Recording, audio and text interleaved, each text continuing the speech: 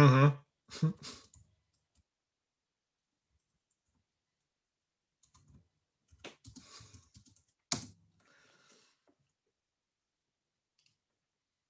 Are you hearing? What are you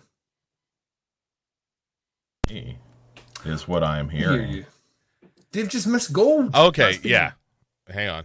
Let's, there we go. That should be a good level. Sorry about that, everybody. You literally just missed Bo denouncing every single one of you. Yeah, that's right. I was basically going person by person in the listening audience, and complaining mostly. No, so I was You just know saying, what this listener's problem is? They only download the episode once instead of twice, like a good listener. yeah.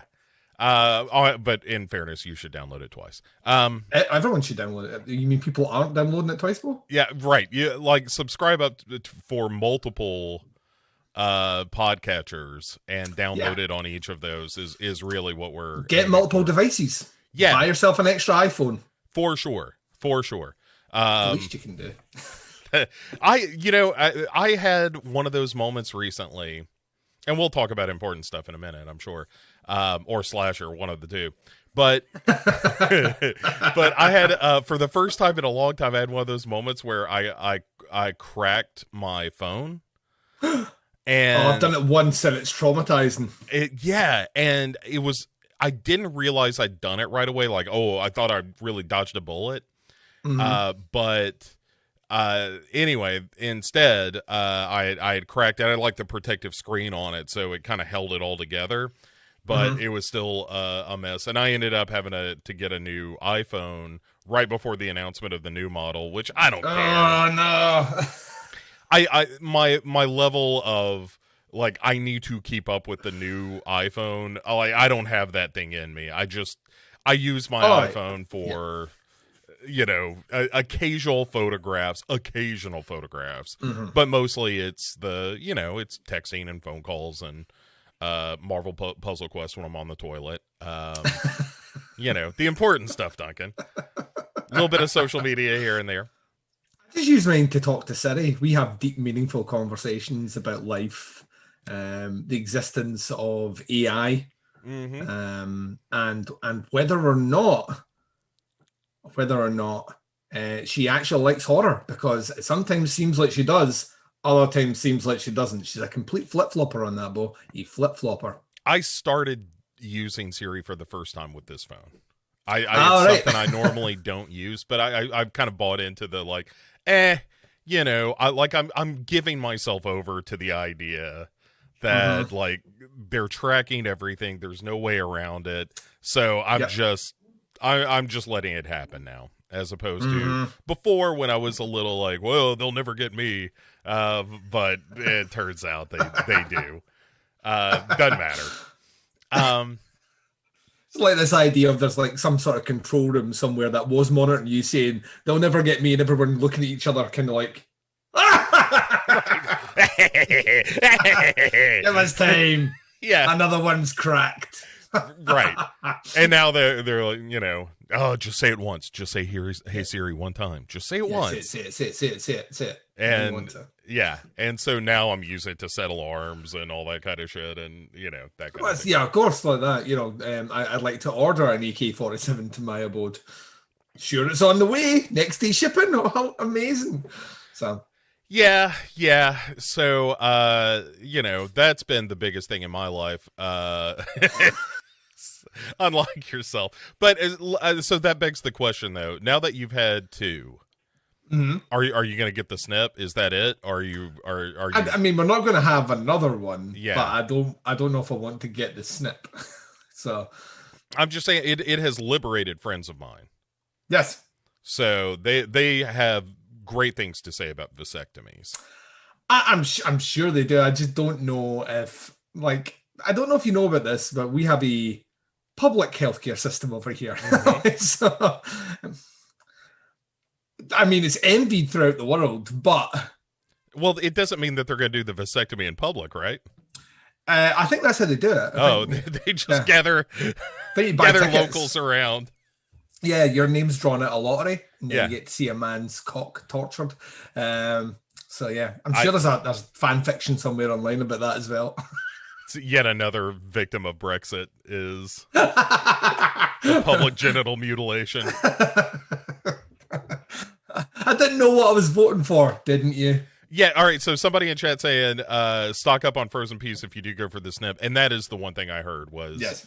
you know, Well, yeah. I don't know if this person knows right now, but there is like speaking of Brexit, everything's went to fuck in the UK since we closed our borders. You know, when we were going to take everything back and become this amazing country that we were once before, and we now have a massive shortage of. Turns out, weirdly, this parallels a lot of the American issues as well. All those people that do all the jobs that other people don't want to do. Like pick seasonal fruits, help out on farms, like do jobs like cleaning jobs and all the stuff that people think they're better than in the country. So all that's happened. And then long distance drivers, like HGV lorry drivers, massive shortage. They estimate 100,000 in the UK at the moment, which has sparked a fuel shortage, and supermarkets actively not having like products on like whole shelves, like fresh fruit and all the rest. And what I love about it is no one at the moment has said, maybe we shouldn't have voted for that Brexit thing. Now everyone's still digging their heels in. So it's someone else's fault. Else's fault. It's not them. Yeah, because there is a great dearth of people who have the ability to say to themselves and others, I was wrong. Yeah. And that's one of the big problems, I think, culturally that we share between our societies is people completely unwilling to be like, I fucked up. Yep. I made a mistake. And I don't know why that is, because making mistakes. When that happened either. Yeah. Like, you know what I mean? Like, so I distinctly remember like when you did something, like in my household growing up, if you did something wrong, you apologize for it. You admitted you did something wrong, and then you apologize for it. And there just appears to be a shucking of responsibilities in that sort of particular like sphere of acceptability and accountability that's not there. So and link it back to what you said, I don't know if there'll be any frozen peas. The shelves are fucking empty. So the other thing that came out of chat was you should live stream your vasectomy for the 1500th Teapots episode, which I think is a fine idea. That's a different meaning to the word fire sale, surely. It all has to go. All the sperm has to go. We're doing a Duncan sperm cell, rock bottom prices. Yeah. We are pricing it to move. Yeah. I'd like we'll be doing a surprise auction when the ball drops. That was balls drop. But yes. So having I don't know, like having the second child's been like she's very much like the clone of her sister in that she's sleeping really well, she's feeding really well, and has not been much of an issue. So, and I've been told not to say that because people that have had kids that have been nightmares don't like it when someone says that their child is not. So I think there's a gender disparity as well that from what I'm led to believe, I've never had children of my own, but what I understand is that kids that girls tend to be just better behaved early on, not behaved, but just a little calm. Like just in general are better, Bo. I think it's safe. I think it's safe to say that. I think they are just in general, and that doesn't go away. They just retain that they are better. I don't disagree with any of that. Like I look at what my day entails and that of my significant other, and I'm like, you're just a objectively better human being than I am. There is no getting around it. You know, I'm very fortunate. Like later on, we're going to go do some Halloween decorating, and that's very exciting. But in the course of her day, she's like helping people and saving them. Whereas I am like, you know, I answer some I'm gonna go and live stream about this horror movie. Yeah. Have you watched Slasher? You shouldn't. Yeah, this puts everything in a context. No, like we've had that conversation where she's like, should I be watching this show? And I'm like, no, under no circumstances. No. Save yourself. you will think less of me if you do. And you actively watch this? Yes, I do. Yeah. For what reason? Well, no reason really. We thought it might be a good idea, and turned out it wasn't. We're too stubborn to stop. Yeah, and we can't admit that we were wrong. You know. Yeah. It's in the genes. Circular conversation. Anyway, let's get to our filthy business, Duncan, which of course is at the upfront. If you've ever watched or listened to the show before, Duncan, you would know that at the beginning we talk about a couple of movies, good and bad, that we've seen recently. Yeah. And I'm loaded for bear. I've been watching a bunch of stuff. So you if you feel like you want to go first, by all means. Otherwise, I'll get the good one out of the way, because I've seen a fair few good things.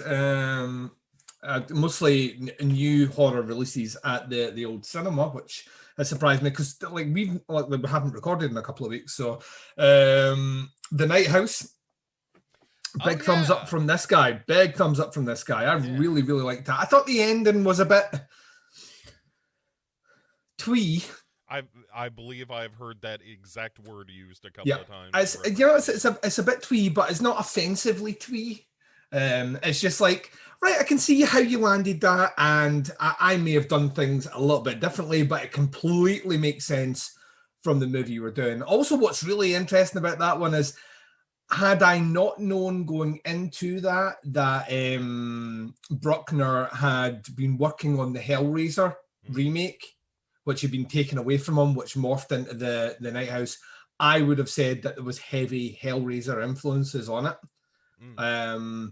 Which they're ingrained in there, this idea of someone seeking something beyond and then almost haunting from the other side, that which he has sought. It's in there thematically, it's just handled completely differently, but it's clear that he morphed it into it, which actually now really makes me wish Bruckner had his shot at the Hellraiser remake, because thematically speaking, it was really quite interesting how he handled that with a degree of maturity. So yeah, there's part of me that's like, that could have been something really interesting, but I really enjoyed that. Obviously, the Candyman reboot, remake, sequel, that came out, and for the most part, that was really good. Couple issues with it. I think there's some kind of sloppy editing towards the end. Like, there's a big jump in between one scene to the next scene where I feel like something's just hit the cutting room floor and no one's decided to fill the gap. Yeah.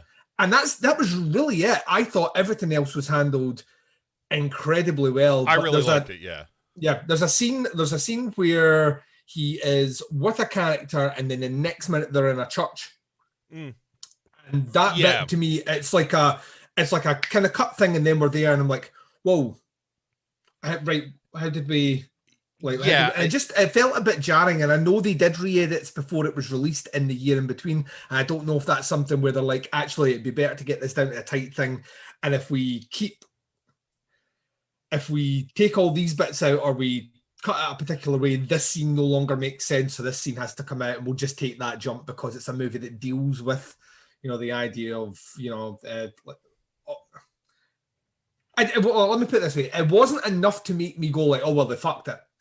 At all. It's just it just felt a bit, everything else ran very smooth and felt like it had like a pristine, meticulous eye, and then there was a bit there which felt like just a chunk. It was like a missing bit from a jigsaw. I can still make out what the picture is, and it looks fine, but I know there's something missing, and I wish I just had it to complete the whole thing. Out with that, though, I loved what they did with it. I thought the new interpretation of Candyman was great, and the kind of idea of linking it back to this idea of like a tulpa, and how that can transcend generations.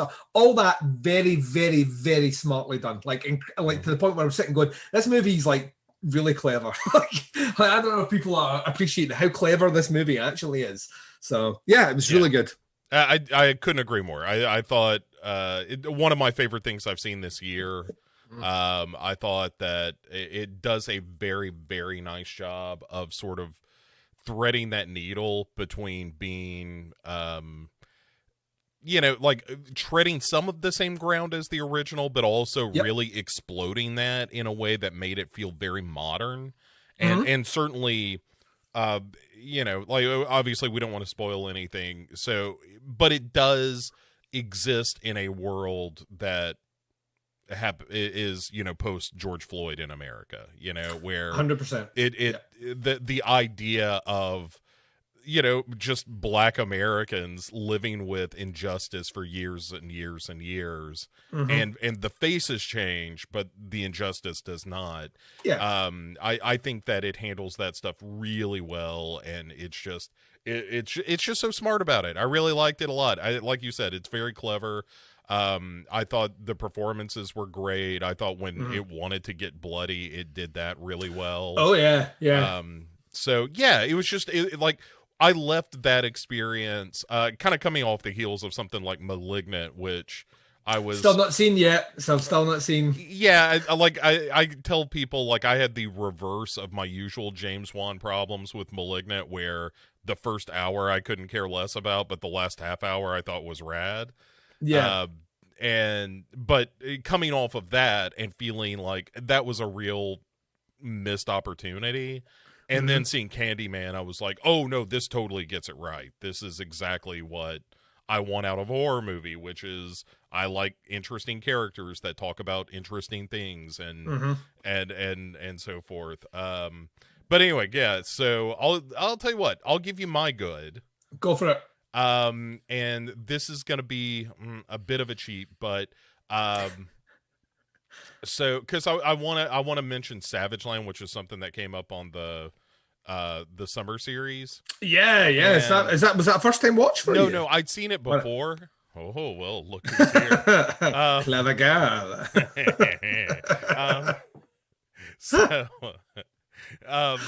Yeah, guess who's You're in for about, the movie talk? Yeah, I was about to say, you're about to get cat rectum right on the camera. There's nothing better. It's really his move. I think we can get kicked off YouTube for that. But I just wanted to briefly mention Savage Land because I hadn't seen it in a while, and I watched it again based on some of the summer series conversation. And that's really what a solid horror film that is. It's really one of those ones where it's worth. I mean, it wasn't on paper. There are other titles that we could have put in there in the 12 that are probably better made movies, better constructed, just fuller movies. But there's something about that, and that's the beauty of the summer series. You every now and again get a chance to pick a movie that a lot of people will not have seen and can elevate it into a conversation enough that I hope people will be in a position that they'll want to check it out afterwards. And that was definitely one of those titles. So yeah, it's really good. It's really good. So brief mention of that, and then let's get to the real shit. So yesterday I wrapped up Midnight Mass, the new Mike Flanagan series. Excellent. Yeah, I've not even started it yet. And here's what I'll say, because I wouldn't want to give any of that away, of the moves of that show. It is the Stephen King story that was never written by Stephen King, because Mike Flanagan just lives in that world, and he knows how to make a Stephen King story, even if it's not a Stephen King story. So it's not an adaptation then? It is not. No, this is right. It. We'll discuss it once you've seen it. Right, cool.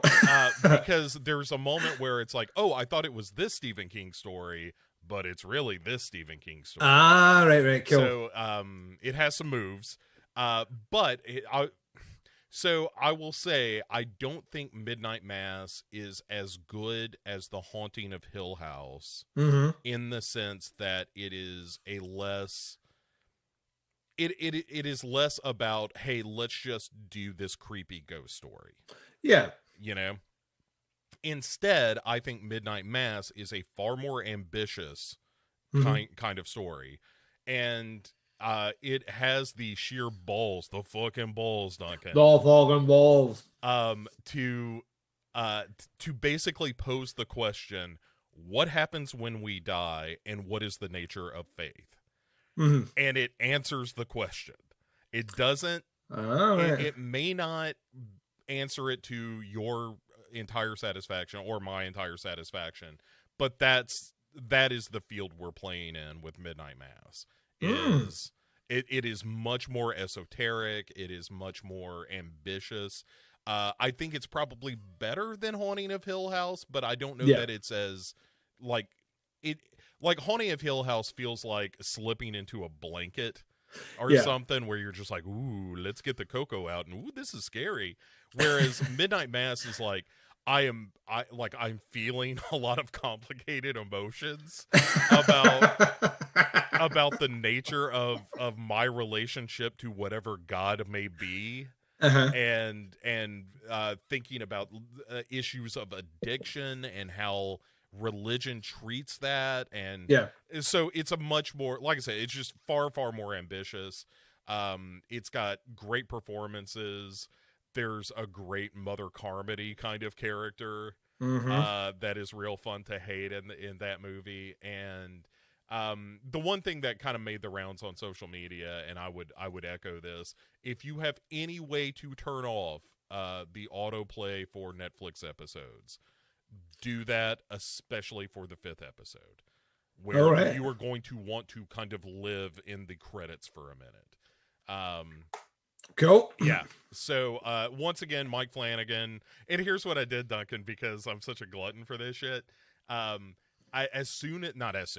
finished Midnight Mass, and I sat down and I kind of thought about it for a little bit, and really composed myself and formed more of what my final thoughts were about that as a whole project, and then immediately watched the director's cut of Dr. Sleep.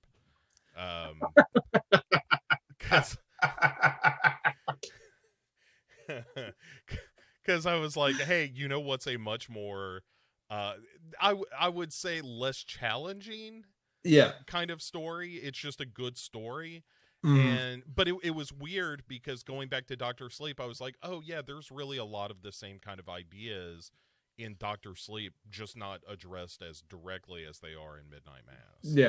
And a lot of commonalities that I thought were surprising. But anyway, Duncan, I can't recommend. I'm so looking forward to talking to you about Midnight Mass. It's gonna be a fun conversation, to be sure. Because it like I didn't want to talk about it. All right. I was going to say something. I was like, nope, I didn't want to say that much. It's not even a spoiler, but I don't give a shit. I want everyone to have the good time with it. So let's talk about bad stuff before we talk about bad shows. But tell me, Duncan, what movie have you seen that maybe isn't so good as The Night House? I'm going to give you a twofer again, because why not? Yeah. First one is I actually just watched it today, so it's kind of stuck with me. It's a movie called Blind Date from 1984. I saw you posted about this. Okay, I don't know anything about that movie. Right, so it falls under the 88 films Slasher Classics, Bo. Now, I'm doing the air quotes there because that is a collection that has been bereft of slashers and or classics. It's just a label, it's just a title that they put on things that I think they just like to lump in as, oh, these were slasher movies back in the 80s, and most of them haven't been. Blind Date is directed, I actually think it's more produced than fully directed, by Nico Mostrakis. I think that's how you pronounce his name. He did Island of Death. It's a very infamous video nasty. Like, actually, of the video nasties, it's the one that maybe doesn't get talked about enough that is equally as nasty as movies like Cannibal Holocaust and I Spit in Your Grave. Just a very, very, very unpleasant fucking movie. But he was a bit of an exploitation filmmaker. He was inspired to make Island of Death after seeing Texas Chainsaw Massacre. And it's not really like Texas Chainsaw Massacre, although at the same time, there are waves of Texas Chainsaw Massacre through it. And then he started doing, in the 80s, he just became a weird power player for making not so great movies. And for some reason, the last 3 discs in the collection have been his movies, and none of them have been good at all. But I was interested in this one because it has Kirstie Alley in it. Yeah, I saw her name on the poster. I was like, oh, I wonder if this is like a pre-Savick. Yeah. And what's her name? Matrina Sartis, is it, from Next Generation? Yeah, Marina, I think is her. Yeah, Marina Sirtis. Yeah. So she's in it. She gets her boobs out, which, by the way, happens a lot. You know, Counselor Troy. Dear God. Did you ever see her giving that speech at some Star Trek convention where she? No, I know she's a bit crying? saucy. I know that she is a bit saucy. I've heard her do interviews in the past, and she can be a bit. She's not one of these ones that hide sweary words, if you know what I mean. Yeah, She can be yeah. quite colourful.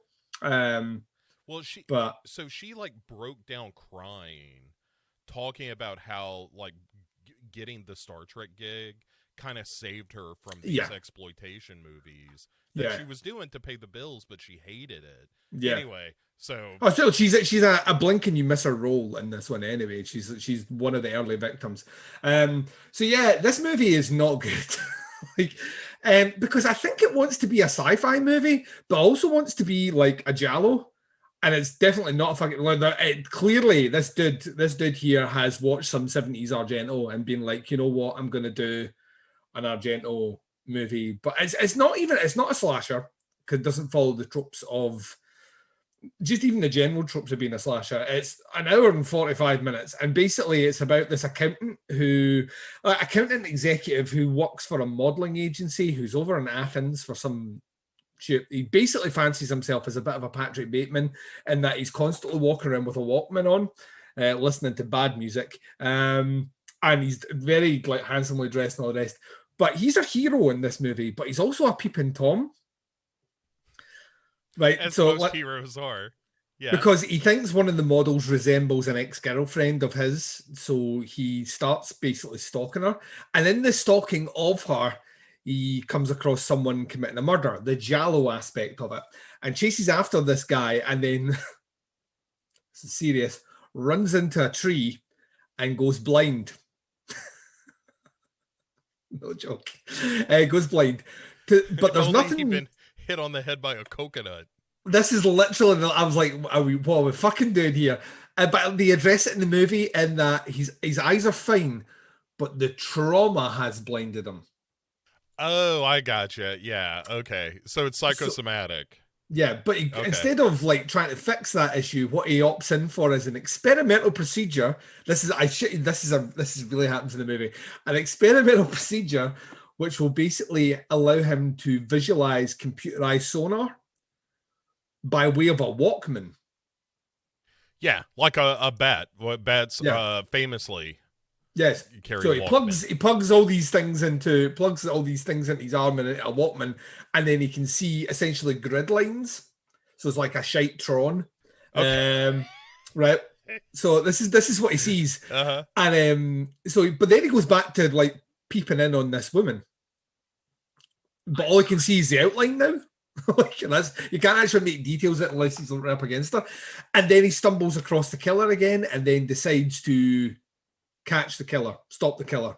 And that's the movie. It's a bad sci-fi movie. It doesn't even quantify as a thriller. The acting is terrible. It has a hero in it who is lecherously staring through windows at women undressing, which makes him, by default, fucking unlikable. And as a killer that we kind of know, it's like very early on we find out who the killer is. So it's like an episode of Columbo, but without the charm. You know how you know the killer and you just wait on Columbo solving the mystery. Yeah. And then the technology stuff is all fucking nonsense. And yet it's just shit. It's an hour and 45 minutes of absolute drivel and shit. And I thought that might be the thing I was going to talk about here. And then I remembered that a couple of weeks ago, I watched a movie called Claw, which came out this year. I haven't heard about this. Claw is directed by the dude that did Open Water.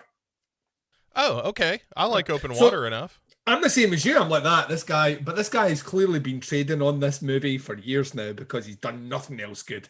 And this might be the... Is Claw just Open Water, only it's a crab this time? No, this is the bottom of the barrel, right? So this movie, and like this is the sort of thing that I know for a fact you're going to end up watching, and I'm not happy about it. So I'm telling you right now, as funny as I make this sound, don't watch it. Go on. Right.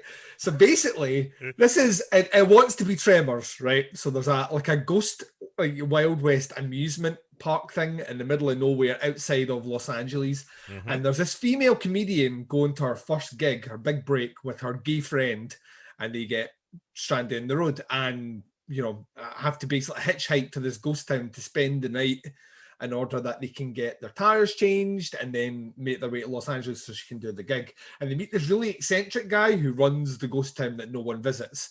So that's one part of the story. In the background, though, this guy's brother is a zany scientist who somehow managed to Jurassic Park a velociraptor. All right. Right? But it's like the worst CGI velociraptor you've ever seen. All right. Look, I'm still not out. I know you're still not out, but you need to be out, right? Because this thing walks like graphics from a SNES, like that, right? And it appears, but we don't have budget. How does it walk again? Let me see this. Okay, all right. I'm with that, you. You know, kind of like, you know, like not natural movements. There's no bend in the leg. They just move like that. Right. It's like 2 frames of animation. Got it. Yeah, like a praying mantis fighting another praying mantis. You know, it's like, you know, or like a really bad kung fu session where someone's trying to do like crane. I'm so happy right now. So anyway, this thing is like they can't afford to have it on the screen at all times, so we do a lot of through the eyes of the creature. Oh my god! Right. Anyway, so remember that movie about it was the pool, wasn't it? Oh yeah. About the guy trapped in the pool with the alligator that doesn't eat anyone. Yeah. I do remember. Yeah, no one dies. No one dies in Claw either. Oh, okay. Yeah. All right. Now I'm back out. Yeah, no one dies in Claw. Well, no, there is one person that dies, but then there's a reveal that they didn't die. Oh, is it like a April Fool's Day where the Velociraptor is like, oh, I staged this all along? I would appreciate it and respect him more if it tried to do that, but it's just a case of you saw him go off screen and you hear him, the thing was coming, and then he's back at the end with no explanation as to how he survived. And then there's one other death that's shot right at the very end, but revealed to be a dream. So I'm like, no one fucking died in this movie. And there's unlikable characters. It goes on for an hour and a half with really bad graphics. And then the stand-up comedian set for this stand-up comedian is not funny. Yeah. So you have a actor that isn't funny, Bo. And I'm like, all the will that I have is gone from watching this. It's absolutely terrible. It's like absolutely not to the point where it's so bad it's funny. It's just terrible. And this dude this is his new movie. And at some point, people need to stop financing directors because they made a good movie in the past. I think that's it. There has to be a cutoff point. You spent our money on what? If I didn't know any better, I would assume he was laundering money for some.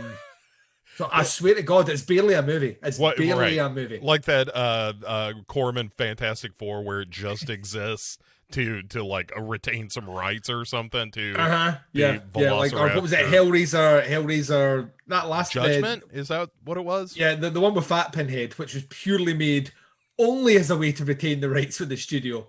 This will keep it with us. Like, Doug Bradley's not coming back. We don't need Doug Bradley. Nah, we're fine. Yep. Oh, I will tear that package of donuts apart.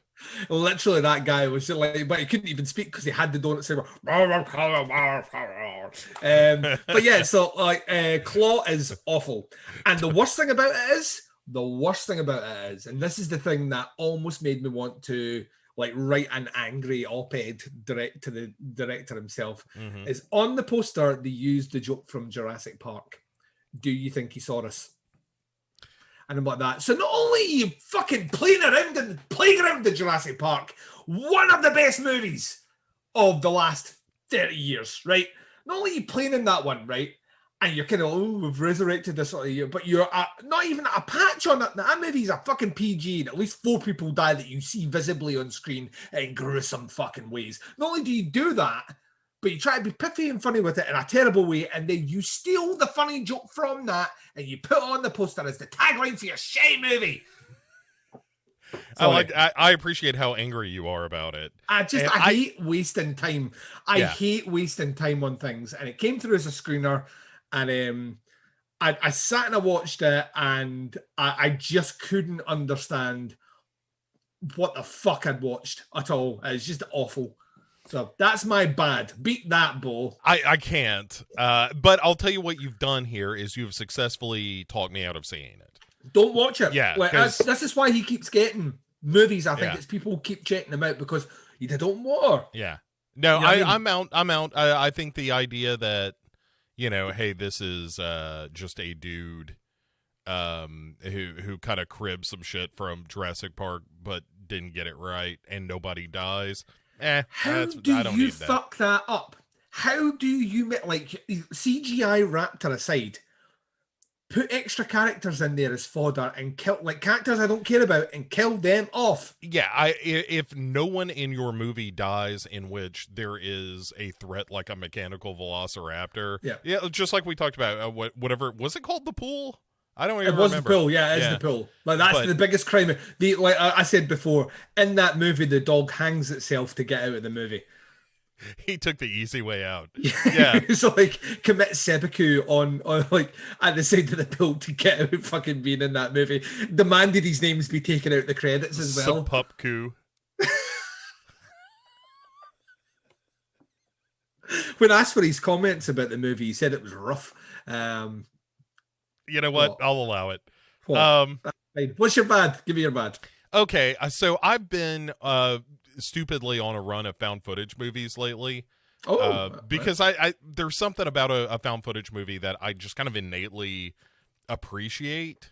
I still to this day I will still sit down and watch it. Like I'm not off that train at all. Even though I know that its hit ratio with me is not great anymore. I still get surprised. There's a new one which has been talked about quite highly. I think it's Dashboard Cam or something. Dash Cam. I've heard the opposite. The dude who did the host. Yeah, I've heard that it's kind of crap, but oh really? I heard it was great. Okay, I hope you're right because I'll still watch. So did I. I'm very excited for it. You've kind of burst my bubble now, buddy. I'm not gonna lie. Hey, I'm just telling you some stuff that I think I heard or maybe dreamed. All right. So it's like that scene in The Simpsons where I think I've used this joke about a million times on this show, but I keep using it, where Homer walks into to speak to Apu at the Quickie Mart and asks for that new beer that contains soda, that contains candy in it, Skittle Brew. Yeah. And he's like, no such thing exists, sir. And he's like, well, give me a 6-pack of Duff and a packet of Skittles. Yeah. Just going to go make it yourself anyway. Skittle Brew. Yeah. So because I've been watching a run of found footage movies, you know how it is. Yes, I know. Every now and again, you get a real stinker. Shout out, by the way, to the movie Case 347, which is not a great movie, but not a terrible found footage movie. I don't know. Did you ever see Murder, Death, Korea, Tim? I don't think I did. Check it out. Okay. I really liked that movie, and it plays very loose with the idea of horror, apart from one particular scene. But it is a great example of. I think it actually portrays the idea of people trying to how people get absorbed into conspiracy. Like really, really, really well. Not in the way where it's like the government's, but like just like the initial first step into thinking, oh well, something happened there and the police aren't giving me the right information, so I'll just do a bit of research, and how that can spiral into you just like a complete disconnect where things that are known as fact around you and a complete distrust. I think it handles it really fucking well, and no one's seen it, and there's no information online about it either. It's a weird fucking movie. It's on Amazon Prime. Murder, Death, Korea, Tim. Oh yeah, I'll give it a look. And I think Case 347 is that might have been a 2B kind of fine, but regardless, not a bad found footage movie, and does alien abduction stuff. Oh, cool. And kind of has some neat stuff surrounding that. Again, not it's no Savage Land or anything, but it's kind of fun. Conversely, but yeah, I watched the movie Nightlight, which is Duncan. So it's definitely that found footage kind of film made within the past few years. All right. And you think they would have learned some lessons where, like, hey, how about you have a likable character? And how about we don't just do a bunch of running like you see a thing and then run from it for 15 minutes. And that's where you know that you're in the hands of somebody that doesn't understand that found footage needs to, especially these days, you got to do some shit with it. And like the Blair Witch formula worked when the Blair Witch Project came out because nobody knew what the hell that was. And in this day and age, Duncan, if you're doing a found footage film, I just don't think you can skate on, hey, we're going to set up this kind of creepy idea, and then we're going to whip the camera around, you see something for a second, and then you're going to run from it from a little while. Yeah.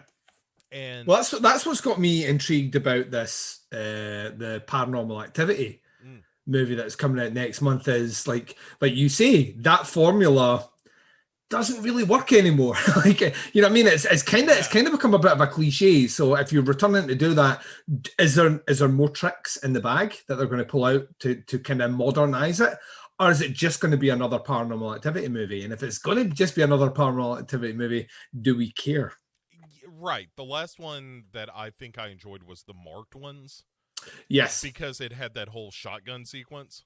The shotgun sequence is maybe the best sequence in the entire series. Yeah, that was great. And then Ghost Dimension. An old woman gets shot in the face with a shotgun is maybe the greatest thing ever. So it's up there. It's like Sonny getting shot in the toll booth in The Godfather in terms of like just a great cinematic moment. Spoilers for The Godfather. Sonny gets at the toll booth. What's it called? Next of Kin? Is that the new Paranormal Activity movie? And I think that they're putting in a CGI Patrick Swayze, like they did Peter Cushing, in the Star Wars movies, where oh god, no, Patrick Swayze returns to the Paranormal Activity house, searching for his brother who's gone missing in the big city, and it turns out it's Liam Neeson.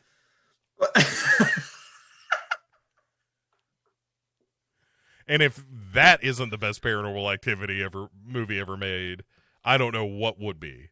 Yeah, I was just upset that in Ghost Dimension, where they transported through the dimension, it didn't become Being John Malkovich, which was the logical thing to be. They're in my head. So I don't know. They missed a trick there, I think. Yeah, so this is basically the old formula. There's something, we're running away from it. Oh, there's something again, we're running away from it. How tedious. Yeah, and right, and it ends in the place you expect, where it's just like, oh, everybody's dead, and you get, here's a spooky final shot where the ghost is holding the camera. Yeah, and it's like, this is the living worst. Yeah.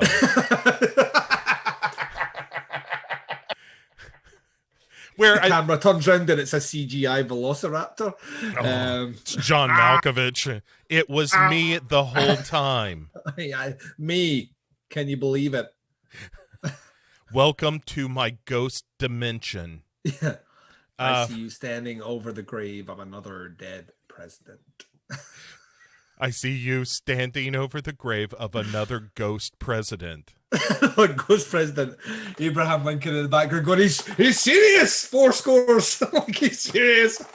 By the way, the fact that Ghost President is not a found footage movie is a real missed opportunity as well. I think so. I think we could do wonders with that. Speaking of doing wonders, Duncan, it's time to get to slasher. It is time to get to slasher, Bo. I'm going to say, do we have to? But then I remember that we do. So it's kind of the whole point of the show, at least for now. And so for the rest of the year it is, Bo. This is us for the rest of 2021. You know, that year that's been awesome to everyone and keeps giving great things back. Yeah. This is how we're closing it out with Slasher Season 3. That feels fitting to me. Yeah. That feels right. So folks, here's what. All right, so Slasher Season 3, called Solstice, is the name of this this season. Another Aaron Martin winner, and the first episode. Apparently, this whole season, Duncan, is like a 24-hour period. It is, yes. And so nonsense. No, he's watched 24 and he's been like that. I'm going to do 24, and they're like, that means 24 episodes and you're only greenlit for 8. And he's like, we'll make it work. Right. Well, how about, because we're on Canadian time here, 1 hour equals 3 hours. Yeah. And so this covers from 6 a.m. to 9 a.m. this first episode. So we're just missing like midnight to 3 a.m. 3 a.m. to like, we're just really shortchanging. It covers a 24-hour period, but starts at a reasonable hour. Yeah. Well, look, the show had to get to work. It went to bed early. It got up at 6, so it had time for a shower, maybe a bowl of cereal, maybe a little fruit, and then it can go about the business of being. It's the most important meal of the day, Bo. It needs it in its system in order to function. You know, here's the one thing that Slasher will tell you is that most people are deficient in vitamin D, and it's important to start the day with maybe a vitamin D supplement as well. Yep, make sure you take in your probiotics. Good for your gut. Yep, absolutely. So we open on the healthiest of locations, Duncan, which is a rave. Yeah, a rave where everyone is out their tits. And I'm also going to say, I have been to raves. People do not look like this in raves. Like, everyone here is either like a male model, like a chiseled Adonis, or like the prettiest woman on the planet. Like, this is like an entire room where everything's lit in perfect neon lights. Yeah. Everyone has just the right amount of sweat on them with that perfect, flawless makeup. And everyone looks like someone from, I don't know, a cosmetics company has styled them before they went in.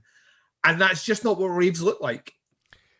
No one has shit themselves. That is what raves look like. Someone always shits themselves at a rave. Well, you're not wrong. That description is perfect. But all right, so we've got we're following one dude who's kind of dressed up as sort of a gay devil. Yeah, it's kind of imagine the movie Horns, but imagine it was on a gay porn set, and that's kind of what it looks like. It's different sort of horns, if you know what I mean. Yeah, well, there are 3 horns. Yeah, 2 on the head, 1 in the trousers. He's the prettiest man on the planet. I swear to God. Yeah. I would have sex with him if he asked me. Particularly because one of the first things you see him do is pull out some blow. Yep. And like he and another dude are kissing. He's taking selfies with people. He's smoking a little weed. He's doing it all, Bo. Like having a life I can only imagine. Duncan. He's a horny devil, Bo. He is a horny devil. He is Goat Boy. That's all I could think. All I could think about was Bill Hicks and Goat Boy. You know, wrap your legs around my head and let me wear you like a horse feed. Oh, I don't know. Oh, naughty old Goat Boy. Yeah. And so, yeah, but like you said, there are like girls making out, there are dudes making out, there are dudes and girls making out. Yeah. Our horny little devil Goat Boy is like, hey, how about you let me fuck you against this beam in the middle of this party? And he's not the only one fucking against the beam in the party, Bo. Yeah. And this is the first time you're like, oh, this is the Netflix season. This is the one where Aaron Martin was like, "Oh, I can just do anything." Yeah, finally, I can unleash my true vision. I've been held back all these years, right? And everyone else thought that meant like quality writing, good acting, all the rest. No, it turns out smut.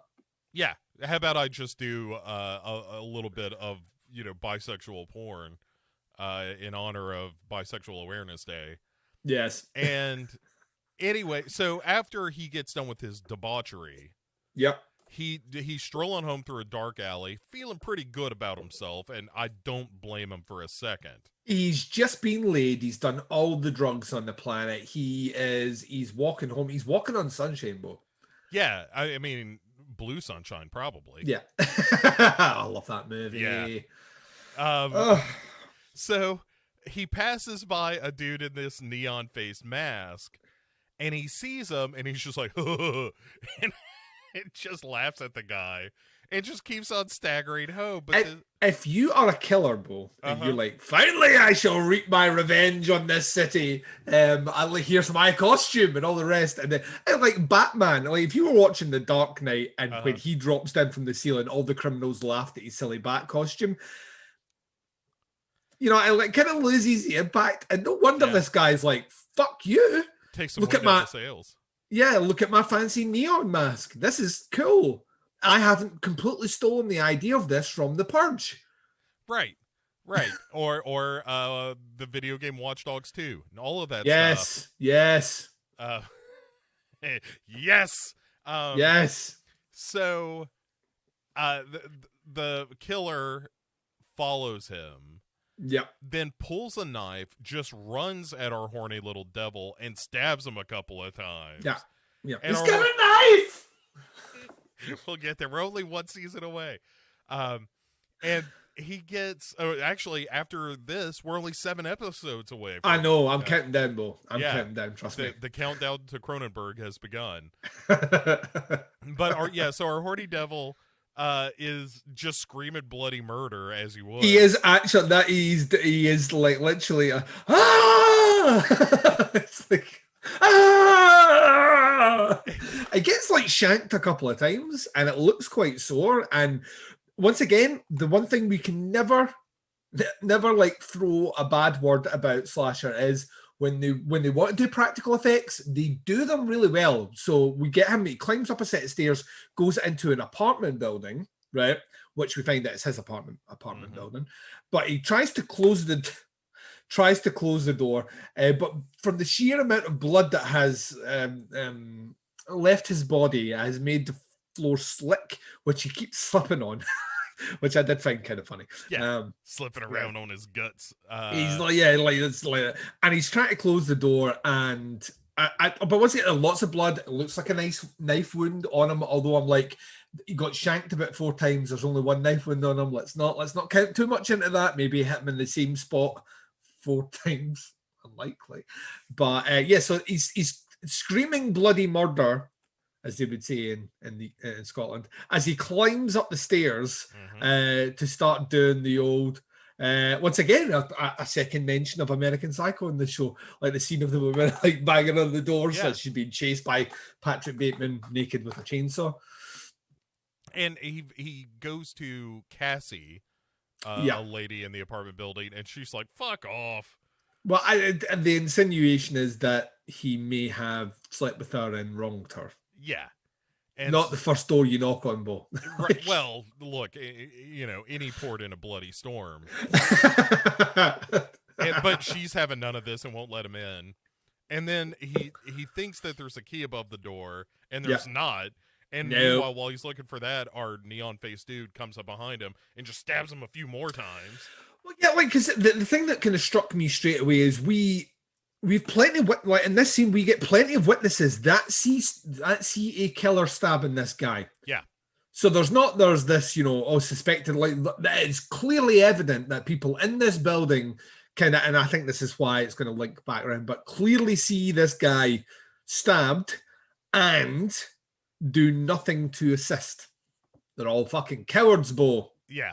Yeah. He should have yelled fire instead of rape. Yeah. Yeah. So our sheriff from season 1 shows up drunk. Yeah. And he plays a real piece of shit in this show, though. That seems to be kind of where he lives as an actor. But then again, every character in every season of Slasher is a piece of shit to one degree or another. I will say nothing made me happier. Like, the best thing about this entire season is the return of Noah as a twiddly mustached hipster barista, and I was like, "Now this is the worst fucking casting ever." Like, someone needs stabbed by a fucking neon-faced killer for this decision. There are a lot of familiar faces that we're gonna see, which I enjoy about Aaron Martin. He has that kind of ensemble cast that he plucks from. Can I bring over the worst characters from the previous season? Yes, I can. Can I make them even worse characters? Yes, I can. We'll get to Dawn.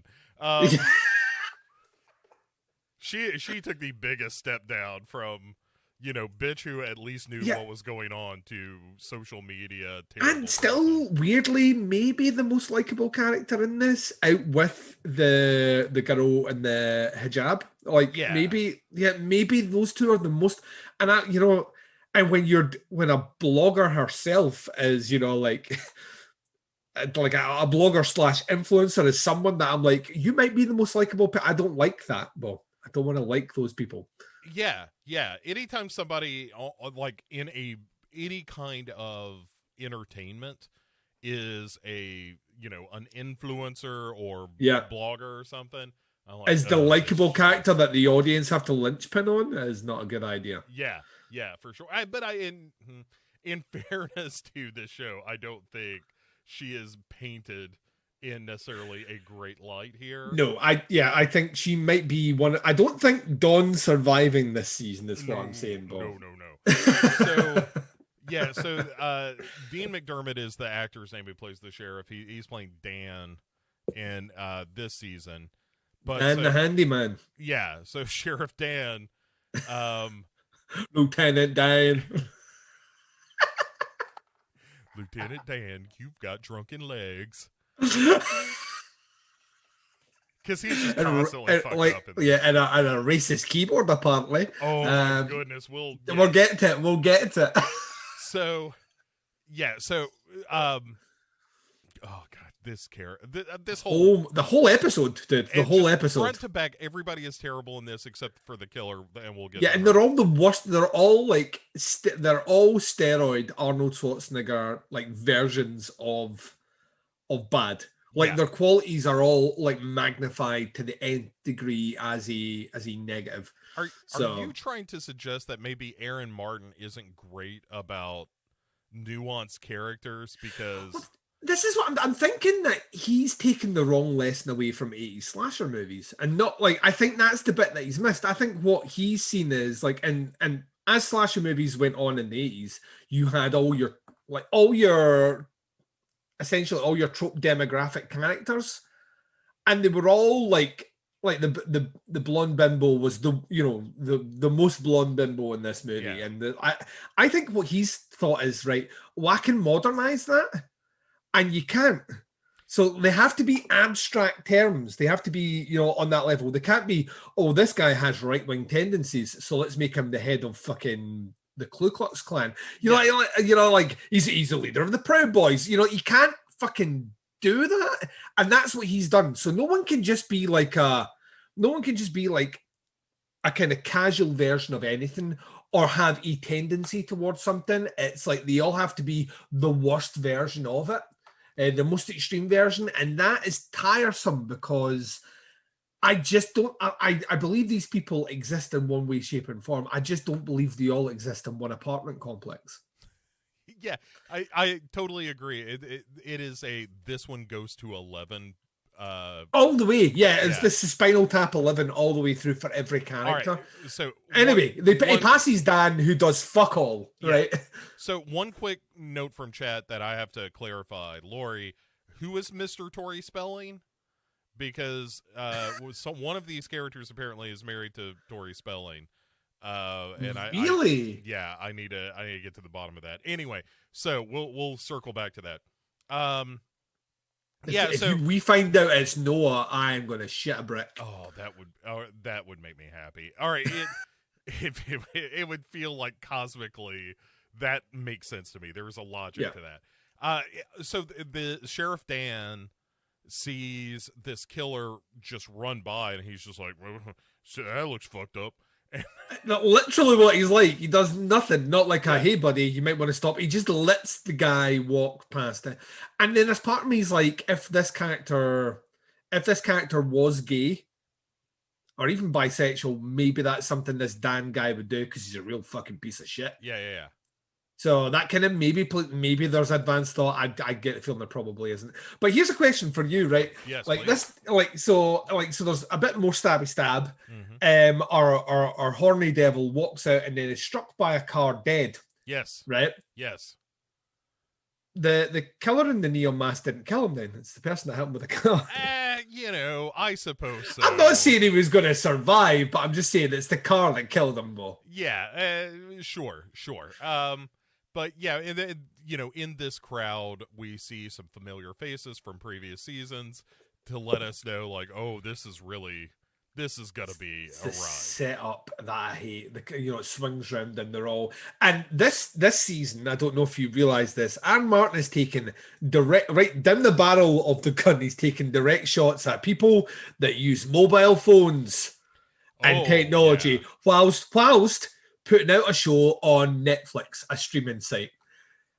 Yeah, the irony is rife, Bo. It's fucking rife. All right, so we have confirmation. It's Sheriff Dan, who is the husband of Tori Spelling. Fuck off. This is what chat is telling us. Thanks, right, Tori. He's either hung like a moose or rich as fuck. Well, Tori Spelling is rich as fuck. He might just be, the smooth talking. But she can do better. She can do better. Yeah, but he must be really fucking funny, Bo. Is all I'm saying. He must be one charming motherfucker. Is what I'm saying to you right now. I would love to hear them talking about like the acting process with one another. I don't hear them talking about anything, Bo. Like, does that fucking go? All I'm saying is he must be a fucking maestro at the cunnilingus. Yeah. What I mean, like, because there is a discrepancy there that does not marry up at all. He's Canadian handsome. He's also Canadian old, Bo. Well, but Tori Spelling is, this dude looks like he's in his 60s. Tori Spelling's in her 50s, dude. No. Yeah, she was let's say easily in her 20s during the height of Beverly Hills 90210. Yeah, but that was mid-90s. Right, that's 30 years ago, dude. No, she's late 40s. She's late 40s. She's maybe just turning 50. Lori is saying that they've got 5 kids. What the fuck? Yeah, we're calling off all the slasher stuff. This whole looks show like Aaron Martin needs to do a show on this. With 6 you get Spelling, apparently.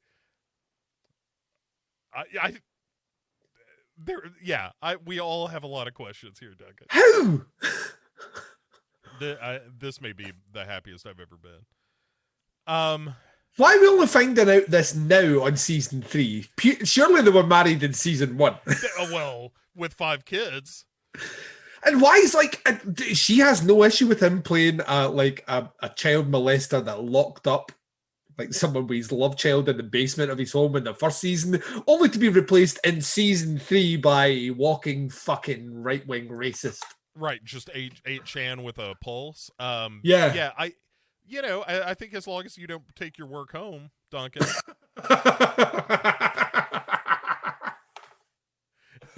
Everything's wrong now. Like, everything's wrong. I don't like this.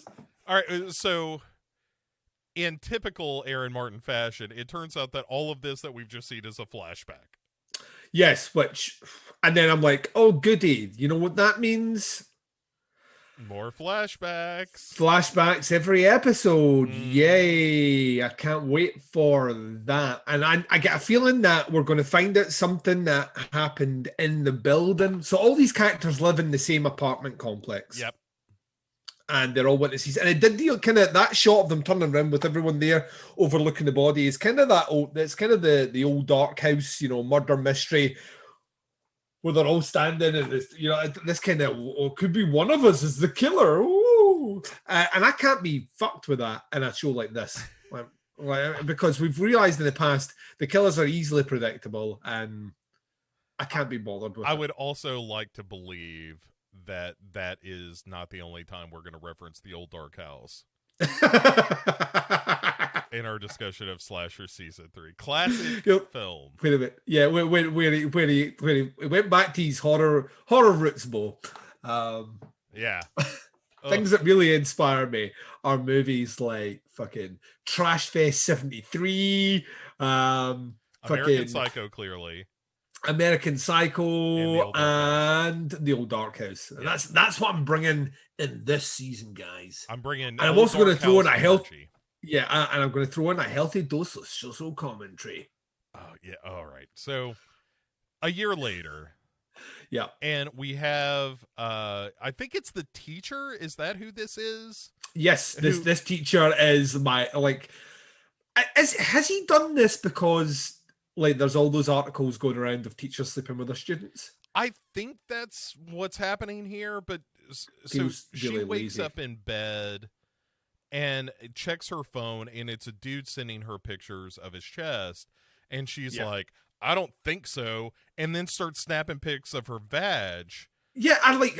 Is this like? I mean, I'll be honest, right? Yeah. I don't think women, for the most part, enjoy a dick pic. I think we've discussed that before. I think they don't. As much as men like taking them, though, I don't think women like seeing them or receiving them. However, like this is like a weird trade here. I send you my chest pic, you send me vagina. Right. It doesn't feel like they marry up at all. It's chest to boobs. It's like like that is the corresponding. Yeah. Look at my abs. Oh, look at your abs. You know what I mean? That's like your pecs are so much pointier than mine. You know, these sort of things. You go that way. She just goes straight downstairs. If you go chest pic to vag pic, that is a dramatic escalation. Yeah, where do you go next? Right, you just have to send a picture of your asshole. Gaped or nothing. Like, that's literally like I thought to it, like, because like when she did that, I was like, and you don't think that she's a teacher until later on, and that's not the like later on we will see her rubbing one out while listening to people have sex next door. Which, by the way, is revealed to be her student. Yeah. Her student being laid next door, and she's rubbing one out. I'm like, what the fuck? Once again, what are we doing here? Like, does everyone have to be this way? Can no one be fucking normal? Well, I guess the main character, Sadia, is kind of normal. She only just got a mobile phone and she's 17. Right. Well... She only just got a mobile, and trust me, part of me's like that. I've now got 2 kids, and the mobile phone conversation's already come up, and I'm like, yeah, like kids have mobile phones at like 8 and 9. Wow. Yeah, and I'm like, I don't think that's gonna happen. But then I was like, 17. That seems like a good year. Randomly plucked out of nowhere. That seems like a good idea. But you know what I mean? It's just like she maybe like she's the only wholesome character in this for now. But we know for a fact Slasher will find a way to fuck that up. All right, you're right. But let's get Duncan, you are right. Let's get to some other mobile phone business with our characters, where we have the return of Mark Stroganoff. Yeah. Oh God. Who is a dad? Who is he, piece of shit, Bo? Yeah, he's looking at some cat videos, taking a shit, like you do. It's like the worst cat videos as well. Oh, you've not even put any effort into finding those cat videos. Yeah, you just type cat into YouTube. Yeah, and you use the first results. You use keyboard cat from like 2006. Right, and he seemed like. I occasionally use my mobile phone, as we mentioned earlier, while I'm shitting, Duncan. Yes, but it's to play my dumb match 3 game, which one match 3 game is about as long as it takes to shit. It's more of a timing feature than anything. Yep. And this guy though is going through videos and like it's just way too much for me. Yeah. Like I don't know what other people do on their toilets. Well, it always confused me. I'm an in and out guy. Yeah. I mean, I like to spend like not a lot of time in a toilet because it's not a comfortable place to be. Even with something distracting me, it's not a comfortable place to be. But there are other people that like to, they do their best thinking on the toilet. No, you don't. You don't do your best thinking on the toilet. I've yet to find someone who said, "Oh, I cured cancer while taking a shit." No, that didn't happen. You know what I mean? Like, yeah. You know, I'm fairly sure you're more productive when you're not taking a shit. Like so, right? I don't know. That's just maybe I'm wrong, Bo. Because you're not thinking about the amount of poop around your butt. Yep. You know, yep. that's just why can't I wipe this away? Yeah.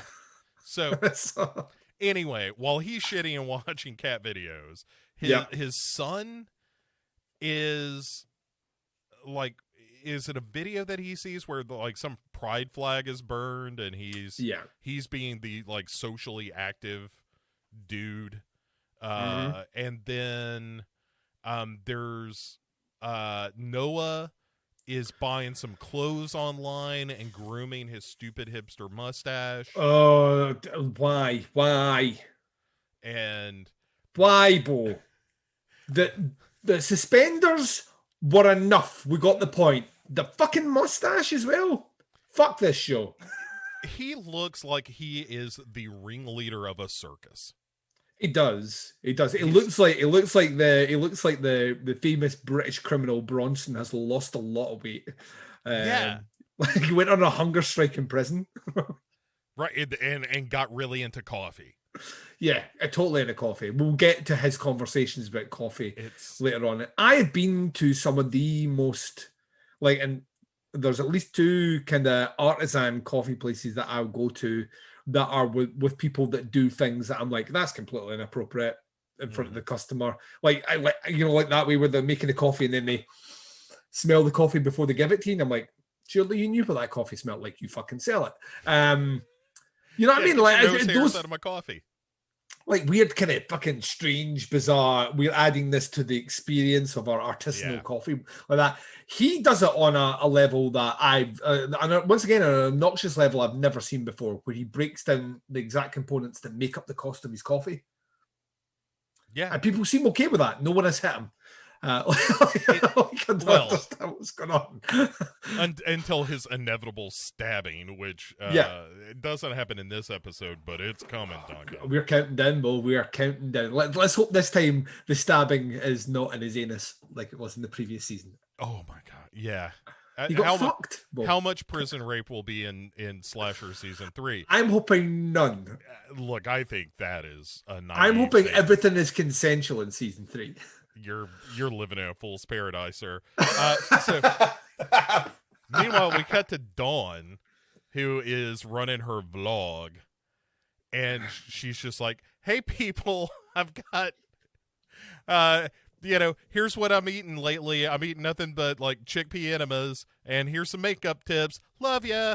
And is that what people do? Like, this is the thing. I'm not. All right, I don't follow any influencers, and I very seldom watch any blog videos out with people actually blogging about things like technology or things that are practical to my life. Are the people actively following?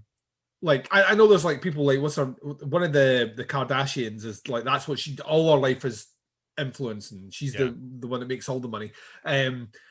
Like, does she go online and talk about what she's eating and how she applies her makeup? I don't think that's how influencing works. I think, isn't it like, I use this brand of toaster, and everyone's like, oh, I need to buy the toaster. Or they post a picture of something that they're giving a lot of money for. She's sitting in her, let's be honest, shitty apartment in a building which has hipster coffee makers, teachers that frig themselves off while listening to their students have sex, and right-wing drunk fucking racists. And she's going to sit there talking about how she does her makeup and the acai beans that she has in her fucking porridge. Yeah. And it's just a lot of shit. And who's watching this video, Bo? Who's watching this video? I do think there is a market for that, for like, but I think it's specific, right? Like, I think you go to somebody that you follow for health food stuff. And, and I think this is the where TikTok has come in. But she's doing everything. She is what I eat.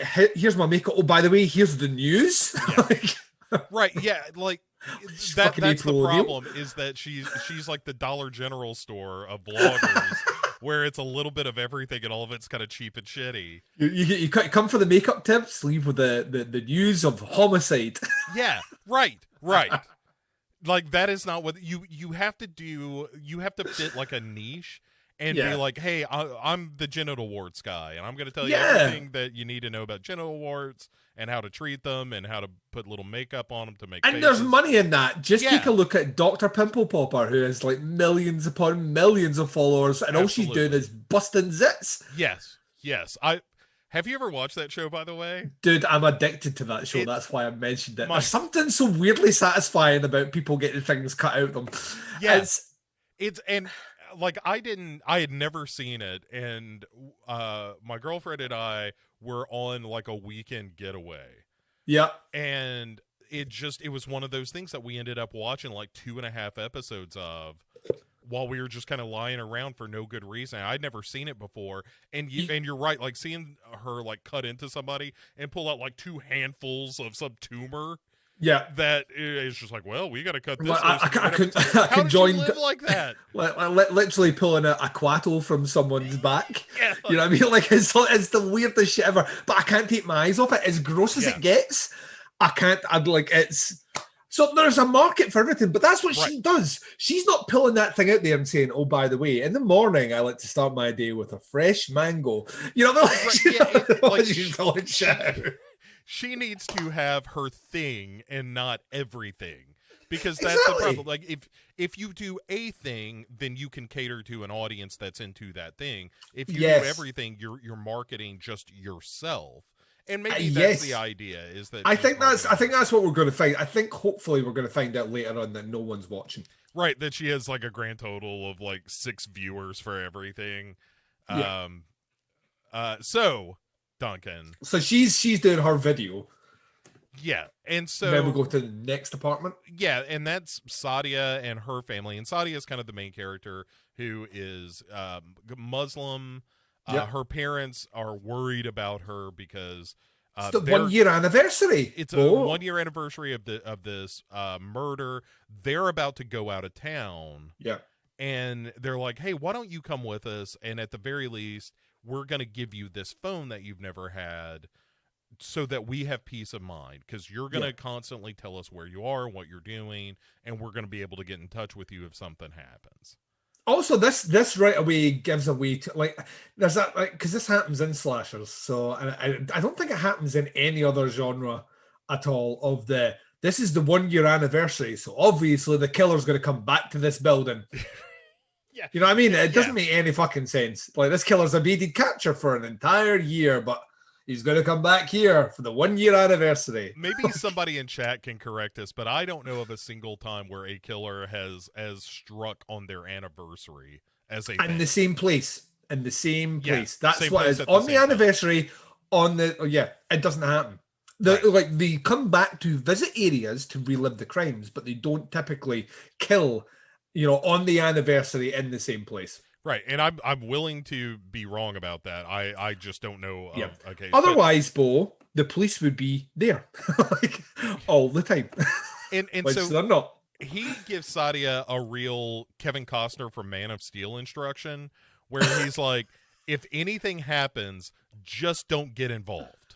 Yeah. Under no circumstances, whatever happens, you stay out of it. Yeah. And so she's like, "I will, Dad," and takes off on her way to school. And in the hallway, she passes Sheriff Dan, who's still living in the building. And he's drunk already at 6 a.m. Yeah. And, all right. So here is the beginning of Sheriff Dan being one of the most disgusting characters in any show ever, where as he's trying to put the key in his lock, he says, "I'll put some hair around it." As if to imply a vagina, one presumes. And I also to imply that he doesn't know what to do with a vagina because he's trying to put a key in it. Yeah. Slasher, always keeping it classy. That's what I like. It's bad fucking writing. It's really bad writing. So she walks past not getting involved like her dad told her to do, and then we get the first cracks of, actually, she's a good person. Yeah. Because she tells him, like, "Hey, by the way, you don't live here. You live a door down." Yeah. And then Sheriff Dan drunkenly is like, "Who could tell this place a technicolor nightmare?"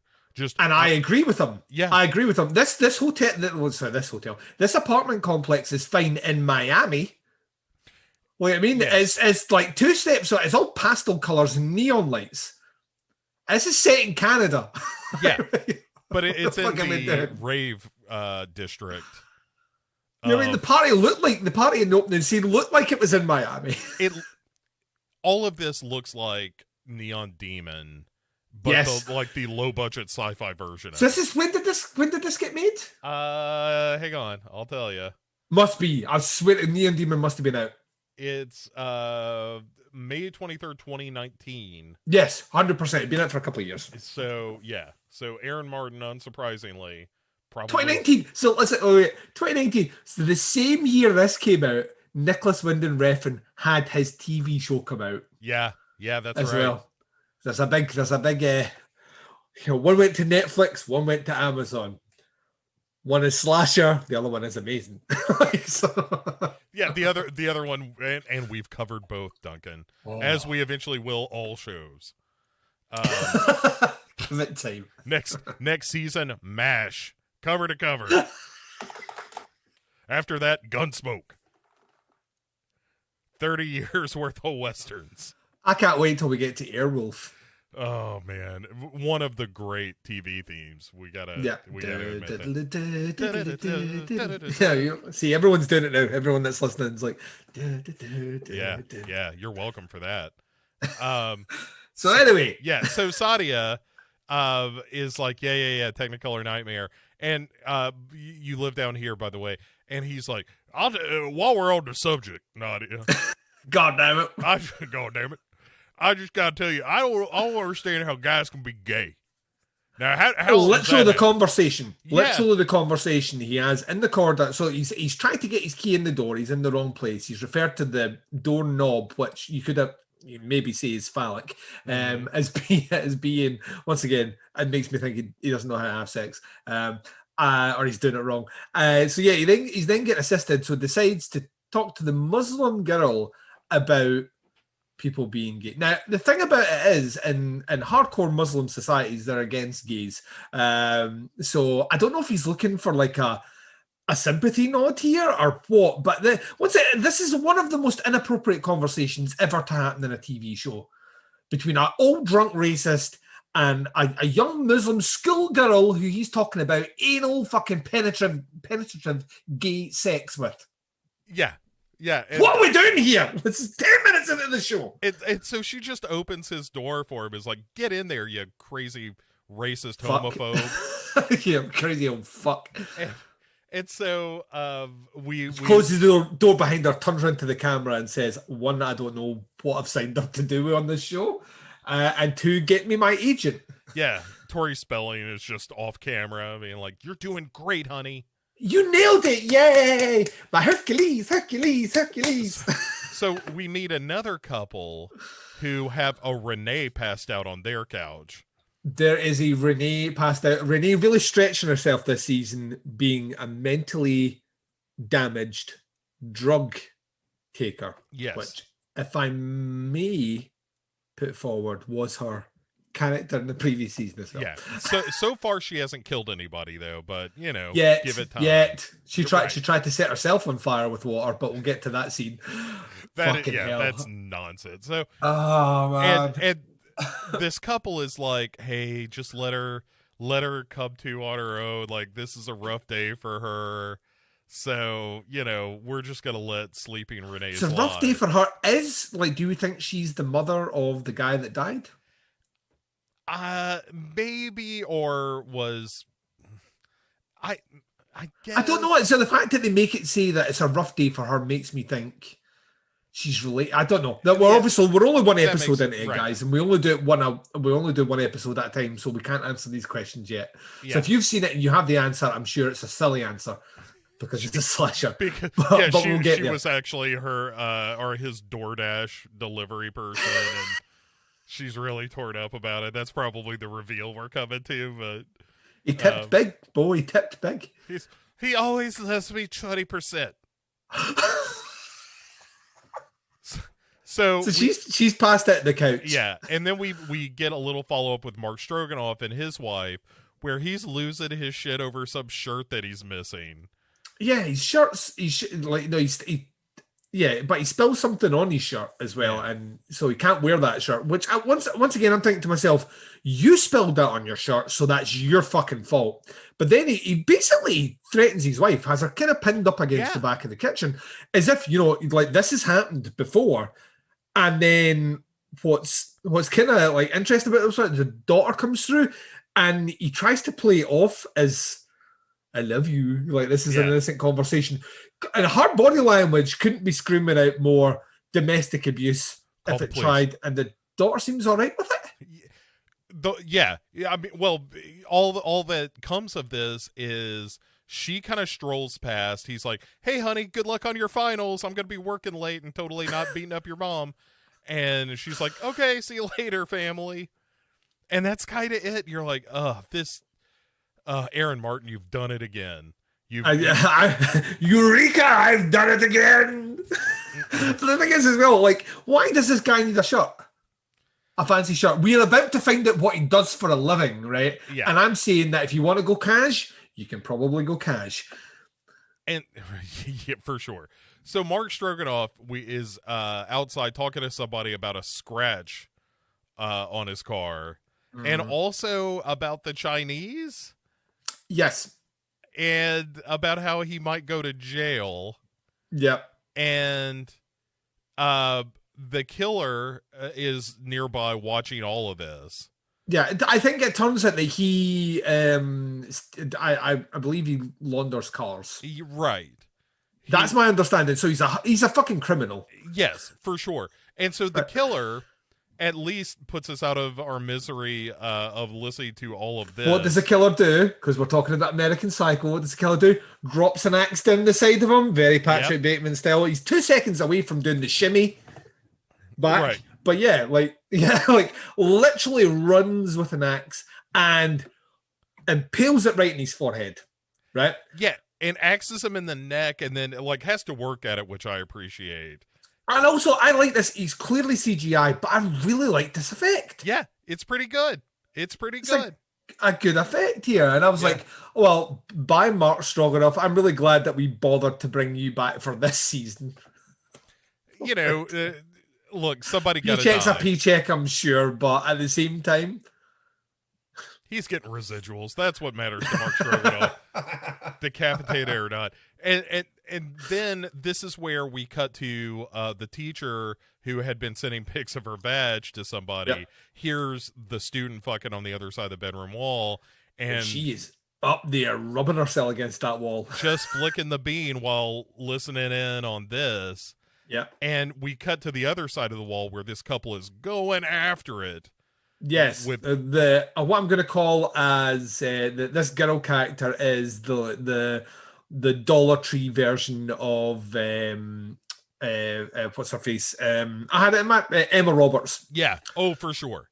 Yeah. I had to look it up. I was like, is she another Roberts spawn? Yeah, because like she could be your stunt double. Yeah, she's probably been a stand-in for Emma Roberts a time or two. But yes, so they're. This is my move. Like the dude finishes up, rolls over, and it's just like, yeah, I was great. And meanwhile, not Emma Roberts is already browsing Tinder for some new dude.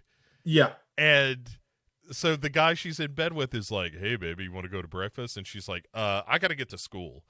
And he tries to, like, the way he tries to woo her is by suggesting that they go to this hipster place that still does kind of greasy food, still a kind of greasy spoon and all the rest. And she's like, that, no, I have Starbucks. That's why, that's my breakfast. My breakfast is Starbucks. And she's like, I need to get ready for school. And then this guy, the color drains from his face really quickly when he realizes that he may have broken a law.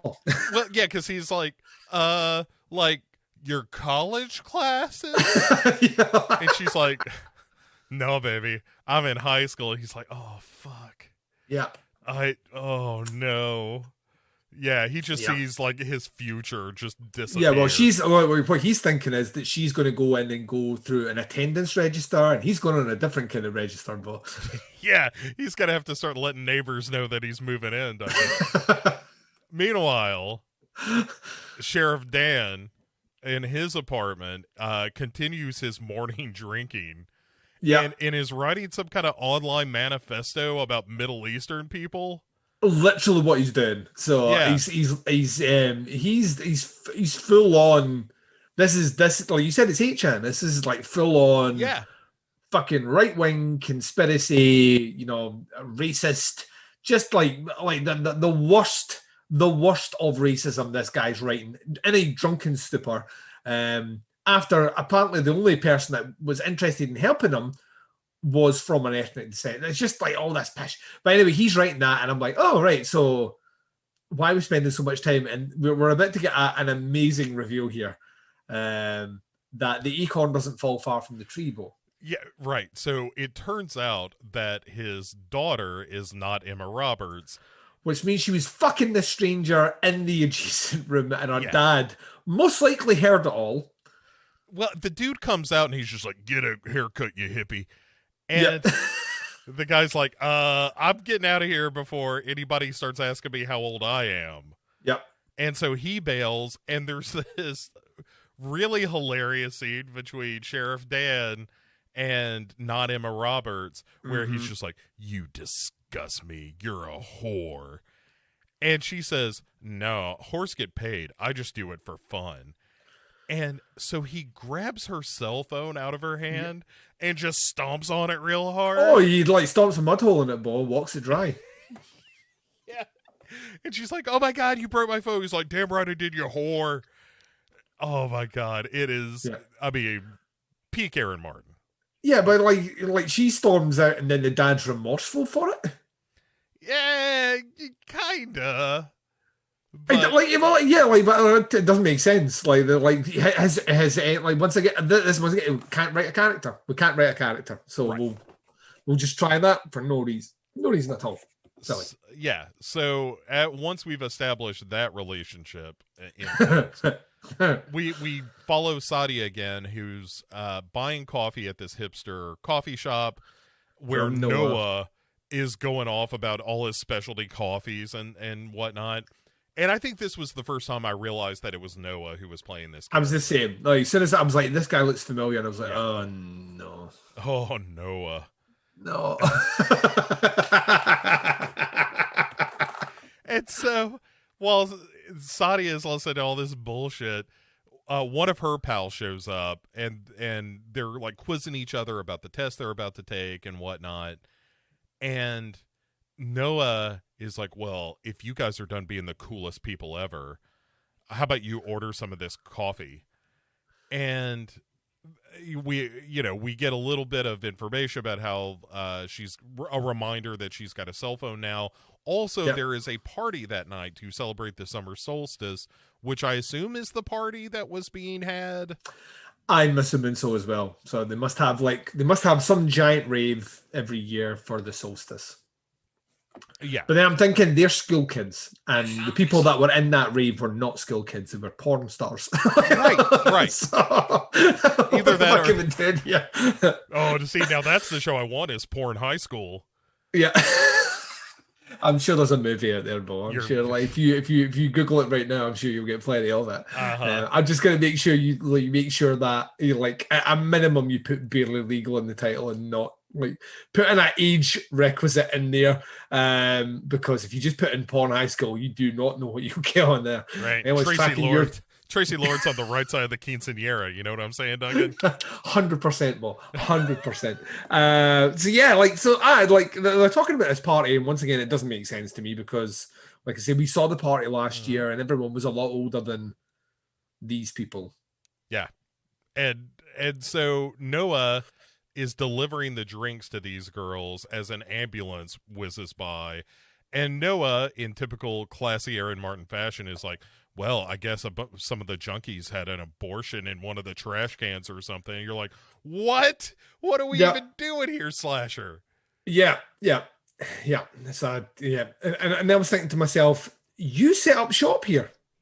Yeah. You set up your fancy barista fucking cafe here.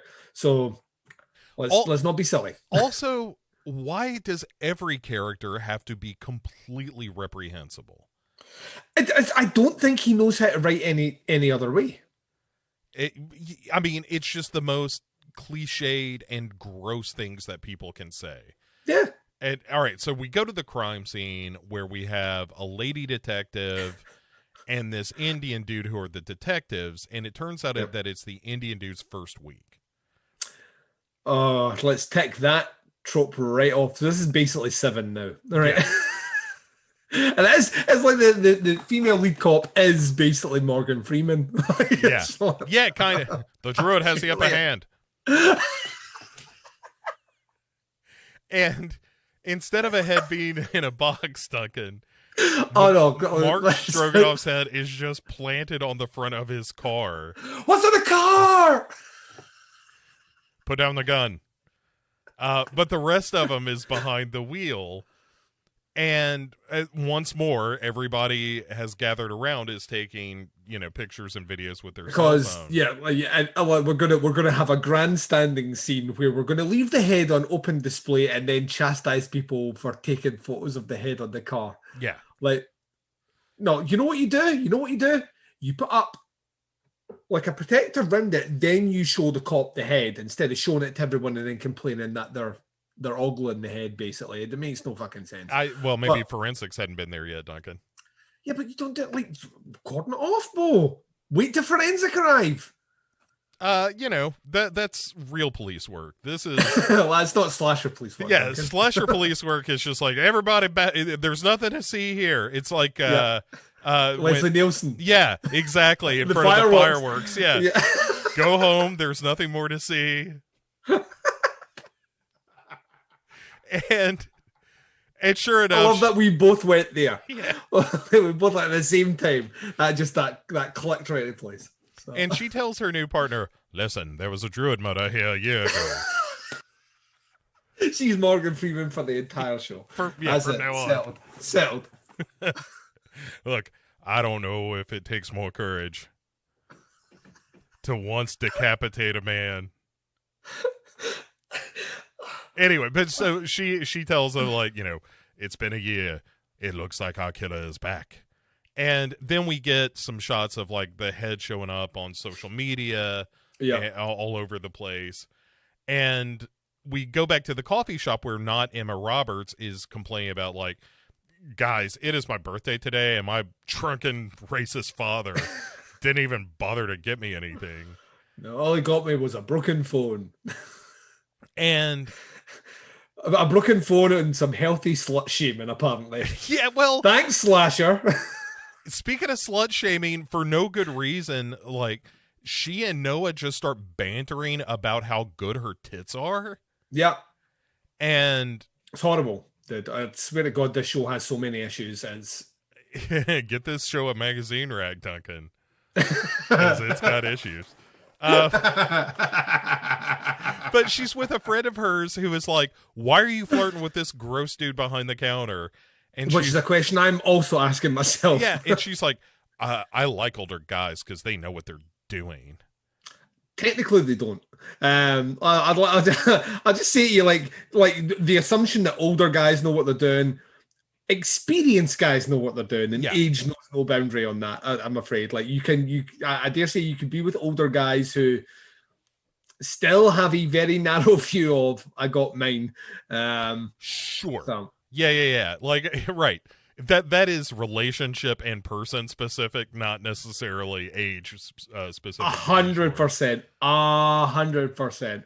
So yeah, but they're doing the kind of flirty flirt, and it's all awkward and it's weird. And the Emma Roberts, not Emma Roberts, not quite Emma Roberts character, is really problematic, right? As well as most of the characters here, because the way she is written initially here is that she just likes a good D, which I'm fine with. I'm 100%, you do your thing, right? But she's a schoolgirl, right? So it's a character we've written. So she's a schoolgirl who's actively soliciting older men for sex. This is, I don't know, To Catch a Predator. I mean, it's like our dad's 2 steps away from being our dad is racist Chris Hansen. It's such a weird thing. Once again, it's the how can we take a character with a kind of a personality trait that we can make it the most vulgar version of, and that's what the show's going down. So that is her initially, but then Slasher's like, that's not enough. And a couple of scenes we're going to give this character the old acorn doesn't fall far from the tree treatment to make her easily the worst character ever. Oh yeah, we'll get rid of her as well. And I just have issues with, once again, I just have issues with how this is constructed. Like, as time goes on, shows should become better written. Because you learn from your mistakes. It's like Aaron Martin doubles down on the mistakes. Oh, you thought this character was a piece of shit? Wait till next season. Like, it's... Right, season 4, there's just a character that wears a Klan outfit the entire time. This is what's worrying me about season 4. Well, this is what's genuinely worrying about me. I've seen the trailer for it, and the trailer's like, well, I've seen this movie before, right? Sure. Yeah, it was called Knives Out.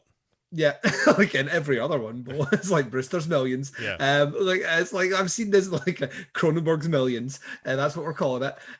Right, but like I've seen this before, right? So I've seen all that, like, and yes, David Cronenberg's in it, right? And I am over the moon about that. But I am now seeing season 3 of this show, and it is easily the worst thing I've seen.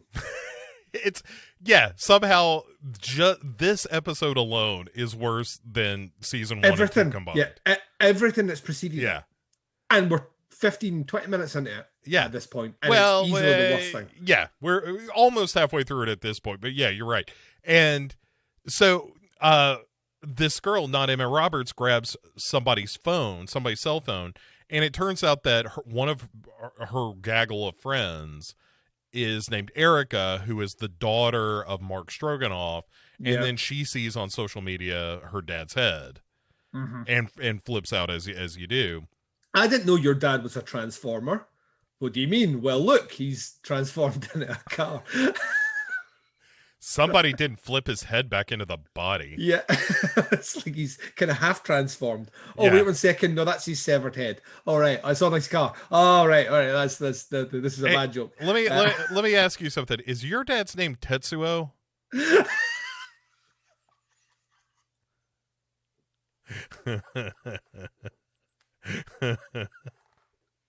No? Oh, I think I have bad news for you then. Yeah.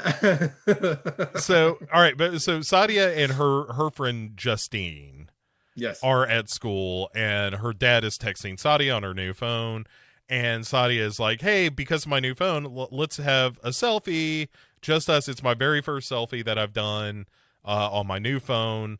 And then not Emma Roberts rolls in and is like, all right, listen, Sadia, I want to know what's going on because it's clear that your people did this. Yeah, this is a terrorist attack. Yes. It's literally what she's saying, that this is a terrorist attack. Yes. And like you said, to prove that the apple doesn't fall far from the tree here. Yeah. Not Emma Roberts throws Sadia back into the lockers and then rips off her hijab. Yeah, so she drops her phone as well, so her phone is gone. Yeah. Yeah. And then finally, our teacher shows up to break it up. Yes. But not before not Emma Roberts calls Sadia, and I quote Duncan, a fucking ISIS bitch. And I, at this point, realized that nothing that this show can do will redeem itself this season. Yeah, it's just the worst. And so Sadia has to like walk off crying by herself as she's trying to, wrap her head again. Yeah. And so we leave that scene of abject horror to go to our lady detective who is questioning the daughter, Erica, and her mom. Mm. And the daughter is like, I saw that people online are calling this a terrorist attack. And the detective is like, yes, that's all bullshit. Thank God. Right. Thank God that this has happened here. Yeah. That at least one character is like, look, just because there's a Muslim in the neighborhood does not mean that everything is a terrorist attack. Yeah. When someone broke those windows in the other building, that was not a terrorist attack. This was just a murder. Yeah. And And then she starts asking questions about what Stroganoff did for a living. Yeah, and so we cut to a flashback, Duncan, because this is flashback slasher. time. Woo! And Gotta go back in time. And it's the year before, where our lady detective is questioning the crowd of onlookers who are staring at the body of our horny devil. And their phones. Yeah. Because everyone has a fucking phone glued to their face. And so she's questioning Mark Stroganoff, who we know for a fact saw the killer. Yep. And we see a scene where, like, the druid points his knife at Mark Stroganoff, and Mark Stroganoff does the, like, hey, I got a gun, so if you want to fuck with, you got Let's enough. Got a gun! I was going to go Hoyt Axton there. You got enough, I got a gun. Come on, boy, we're going to have a little fun. But he doesn't tell our lady detective about the fact that he had a gun. He's just like, I don't know what happened. He just walked away. And the detective is like, and so you just decided not to get involved. And that's literally what I was thinking to myself. Right. And he's like, hey, he had a knife. What was I going to do? Yeah. And we also see that Sadia was there at the time of the murder, that she saw this. And so that launches us back into the present day. Yeah, so it's worth saying once again that flashback adds nothing. Really? Not at all. With this character that is now dead, and so who could possibly care about him? Who could care what he saw? Yeah, right. It turns out he was a piece of shit. So he didn't do anything to affect change at all, so who cares what he saw? And Night slasher. Our slutty teacher is talking to Well, Sadia. we're saying slutty, sexually active teacher. Like I said, I think the escalation of the vag pic. Listen, she ain't fooling around anymore. She's like, this is what I want. Fair enough. Fair enough. All right. So the sexually liberated teacher. Yes, Bo. Yes, liberated. Yes. Says, listen, all these not Emma Roberts of the world are going to lose their looks. And they're going to be total pieces of shit while you continue to succeed because you're a smart girl. And also I'm the killer. Did I say that? I didn't mean that.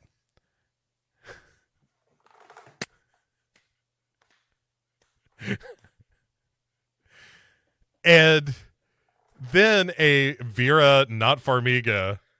Oh, God, I know. shows up and is like, it's time to start the exams. And so they start taking this test, and Sadia stares off into space and is just drawing on her test while she has this vision of like a green door with locks changed. And we hear her mother screaming, reaching out. And so we cut back to the present after that vision that Sadia has, and Vera Notmiga is... Vera Notmiga. He's like, hey, Sadia, you're just staring off into space looking weird. And she's like, listen, I need to go to the powder room. Is that okay? And Vera Notmiga is like, fine, but you have to hand over your cell phone. And she's like, I don't have my cell phone anymore. I don't know where it is. And she's like, fine, just go take your shit, whatever you got to do. And so she heads to the bathroom while... Let me recommend a few cat videos for you. Have you met the guy who literally lost his head today? Yeah. He has a quite the playlist. And so Renee is out in a courtyard in the movie Prince of Darkness. Yeah. Where she is in an empty parking lot where there are like broken down bicycles and shit. And she has a gasoline can she's dragging behind her. Yeah. That she is damn near making out with. Yeah. And horny for that can, Bo. Horny for that can. And Dawn is watching all of this. Yeah. While Renee starts covering herself in the fluid from the gas can and whatnot. And Dawn's boyfriend is like, don't do it. Don't do this. And Dawn just starts laughing. And she's like, it's water, you dumbass. I watched her fill this can up with water. Yeah. And like literally snorts laughing. Well, yeah, because she's filming him do this. She's filming his reaction as well, which is one. And this is the part where I'm like that. Oh no, I really liked Dawn last season, and now I don't like her.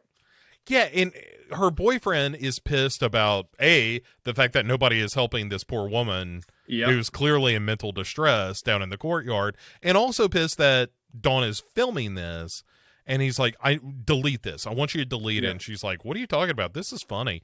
But finally she gives in and says that she's got to delete it. And then she's like, so you want to have some sex with me? And he's like, no, I'm mad at you right now. I've got to I don't have anger boners. Yeah. You know, I have the reverse of that. I have anger shrinkage. I don't, all the blood's in my face right now of how angry I am. Right. Not, down in the nethers. Which is the noise it makes. And so he sneaks off. He leaves the apartment to sneak out to another apartment down the hall to make out with a dude who's doing some yoga.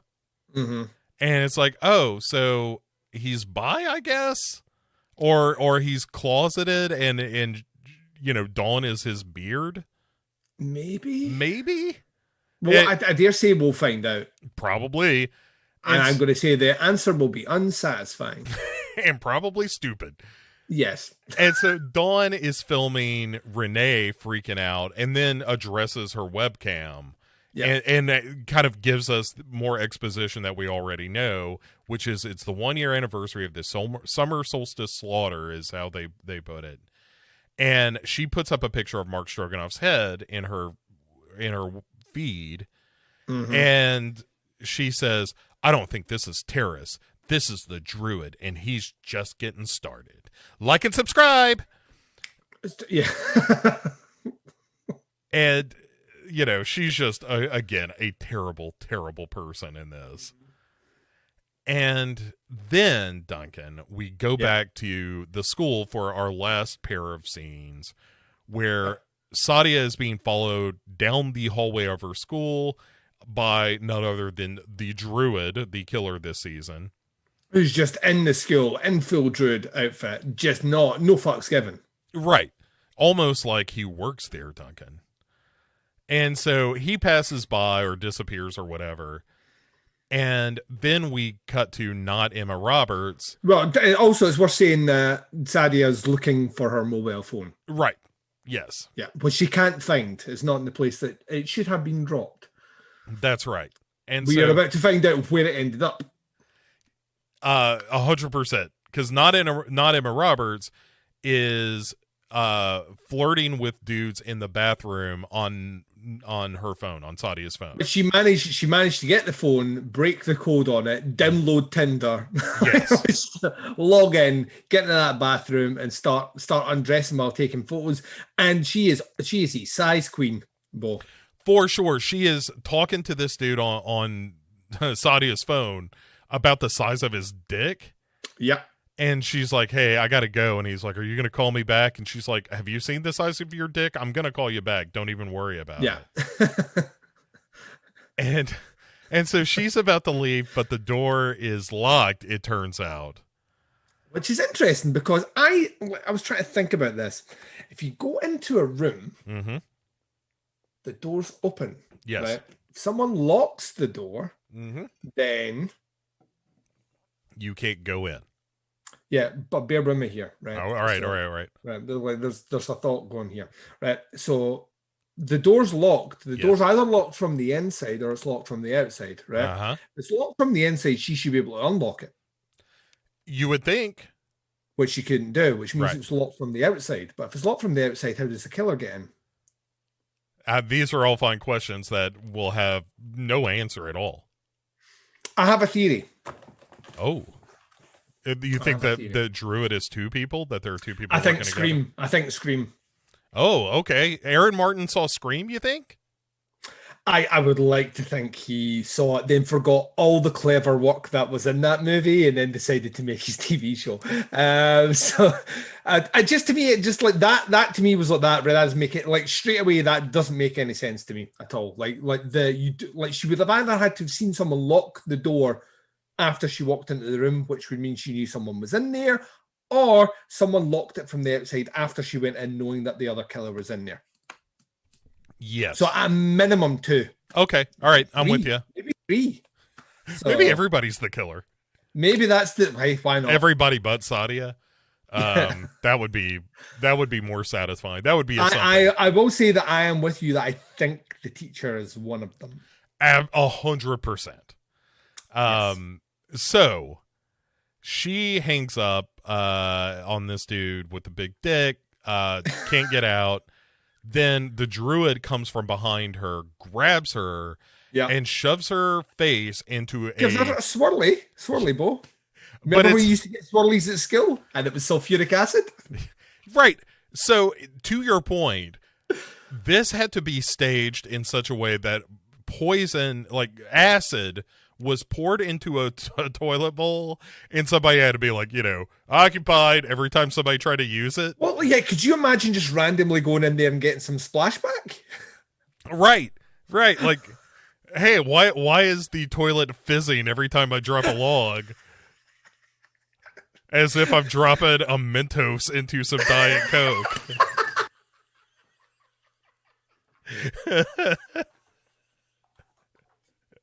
and yeah, shoves her face in there, gives her the swirly, except it makes her face go all gross and gnarly. It kind of looks like the chick who gets her face frozen in Jason X. Very much so. There's some of that. There's a little bit of the melted looking lady from Prince of Darkness, to reference that again. A hint of RoboCop with the dude that. Yeah, for sure. Yeah, about that. That's my impression of that dude. It's pretty good. I was really transported to a movie that wasn't RoboCop. So yeah, and the druid just kind of bails out of the focus of the shot, and then credits. Yeah. And there is episode 1 of season 3 of Slasher. 7 to go. All right. So let's do our patented. What are our early predictions for this? I like the idea of there being 2 killers. I'm on board with it. Has to be. It doesn't make sense. Yeah, but there not wasn't making sense. Like you saw her pull. Yeah, but you saw her pull on the door, right? Right. And there wasn't like a key lock there, which was locked. So it's locked from the outside. Which why you would have a lock that does that? It makes 0 sense. But so someone has to have locked it from the other side. And unless the killer called through it like an air vent, there's a trap door that we're not aware of. Yeah. Come to the ghost, have a few laughs. Like there's absolutely no way. Like in my head anyway, and once again I could be completely wrong, but to me, like the instant thing I thought was right. There's 2 people doing it. Which would chart make sense for me, because we had our killer in the first season, which we kind of saw where that was going. The second season, we clocked that it's the imaginary friend influencing the killer. The next step for me is 2 killers. If we're trying to keep things quote unquote fresh, you know what I mean? Yeah, it's 2 killers. So... Okay, no, I'm 100% with you. I think that adds up. I do think the teacher is definitely one of them. I would agree, because too much stuff at the school, and the fact that she wasn't there for the test, she wasn't administering the test. Yeah. So yeah, I'm with you. I think she is likely one of them. I have no clue at the moment who might be killer number 2, potentially killer number 3. Like I say, I don't know at the moment. It could be up to 3. It could be 3 or more. Like who fucking knows? This could be Murder on the Orient Express. Right. We all did it.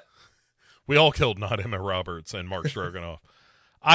So I think, or you know what? New detective. Ooh. New on the job, new on the beat. Yeah, this could be like a reverse My Bloody Valentine. That's right. Where the dude leaves for the weekend and everyone dies. Yeah. Well, the sheriff's gone away fishing for the weekend. I wonder who this killer is. Right. Robert Forster takes his place. So yeah, that's my theory. I will say this episode was terrible. The writing is a fucking appalling. It's shocking. Yeah. How blatant, like it's just such an edgelord kind of show. Yeah. And that's the thing that blew me away, was that like this is just all of this writing. Like, I understand you're trying to make the characters unlikable, but there's a way to do that without making them all Hitler. Yeah. You know? It's god awful. It is stunning how bad the writing is on the show. Like, as bad as the last season was, this is starting off substantially worse. Oh god, yeah, straight, like right from the off. So I got the only other prediction other than like, oh, Sadia is going to be the main character. She's going to, be our kind of focus for the season, clearly, which is fine. She seems like the closest to a decent human being. Yeah. And yeah, that's really all I got for right now. Like, I just, like, all the characters that you're setting up to be awful people, like Dawn is definitely gonna die. Yeah. Noah's definitely gonna die. 100%. Renee's gonna go. Renee's gonna die. Right. Like, all these people. Because I think they're setting her up as maybe potentially. Oh, the red herring? Yeah, I think so. Okay. So. Look how mentally scarred she is, and she's always bad this time of year. Yeah. Okay. I'm with you that she's the red herring. Yeah. And initially, anyway. But we could go down many avenues in this one. It's suffice to say that none of this is going to be satisfying. Right. I don't even get like the campiness that we got in the previous season, where I was ready to joke and have fun at its expense. It just doesn't. It's your words that you've summed. Edgelord is the best way to describe this.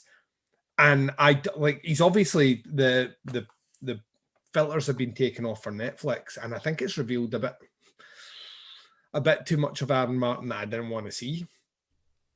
For sure. You know what I mean? Yeah. And I think that the killer motivation is just going to be something stupid like a jilted lover or something like that. Yep.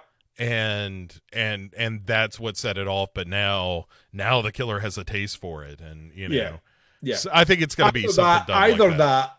Either that, or if it goes down the road of you all stood by and watched this man die, sort of thing, I will be so pissed off. Yeah, I don't think it's going to be that. I think it's going to nod to that, and that's why Renee's going to be the red herring. Yeah. And so, but it's going to be something other than, hey, we'll find something out that just like, oh, it turns out everybody fucked this horny dude. Yeah. And so we're just going through all the people that horny dude fucked, Yeah. Something like that. But yeah, it's this whole thing is a real stinkeroo. Speaking of things that are not stinkeroos, Duncan. Yes. Before we wrap up, how about you tell the good folks where they can find more out of you and what you got coming up? So we've officially finished the summer series in terms of the review episodes. The last one went out on Friday for 2019, and this week coming, by the time this episode drops, it'll be in the past. You will have 4 roundtable episodes, like covering the entire 20 hosts, kind of going back through it, how the movie's scored and stuff. And they turned out to be great episodes, but it's a lot of listening. So it's about 22, 23 hours collectively. Yeah, I've got the spreadsheet right here. I can save everyone some time. So here's how you fell off. But yeah, like it was fun to see how that all played out. Part of me always gets sad at the end of the summer series, because it's only when the summer series is over that I can actually enjoy the work that's went into. During that, I'm just too busy trying to get all sorted and out. So it's maybe my favourite one, and you'll hear at the end what the plans are for next year. But there's tons of stuff coming for a podcast under the stairs. Specifically, Friday, the 1st of October, kicks off 5 weeks of Bazaween. So the Baz will be coming back on. We're doing the Final Destination franchise. Each episode will contain one of those, joined up with a movie that he wants to review.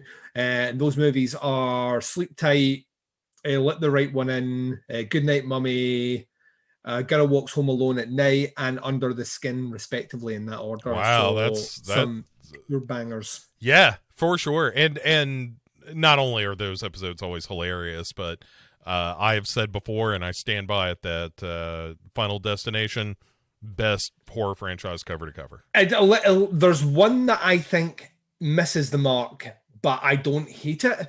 And every other one I have a ball with. So, so I think we're kind of certainly moving that way. So that's kind of what's going to be happening with that. At tputscast.com is where you can find it, or just search Podcast Under the Stairs into any podcatcher and you will find me there. Make sure you subscribe.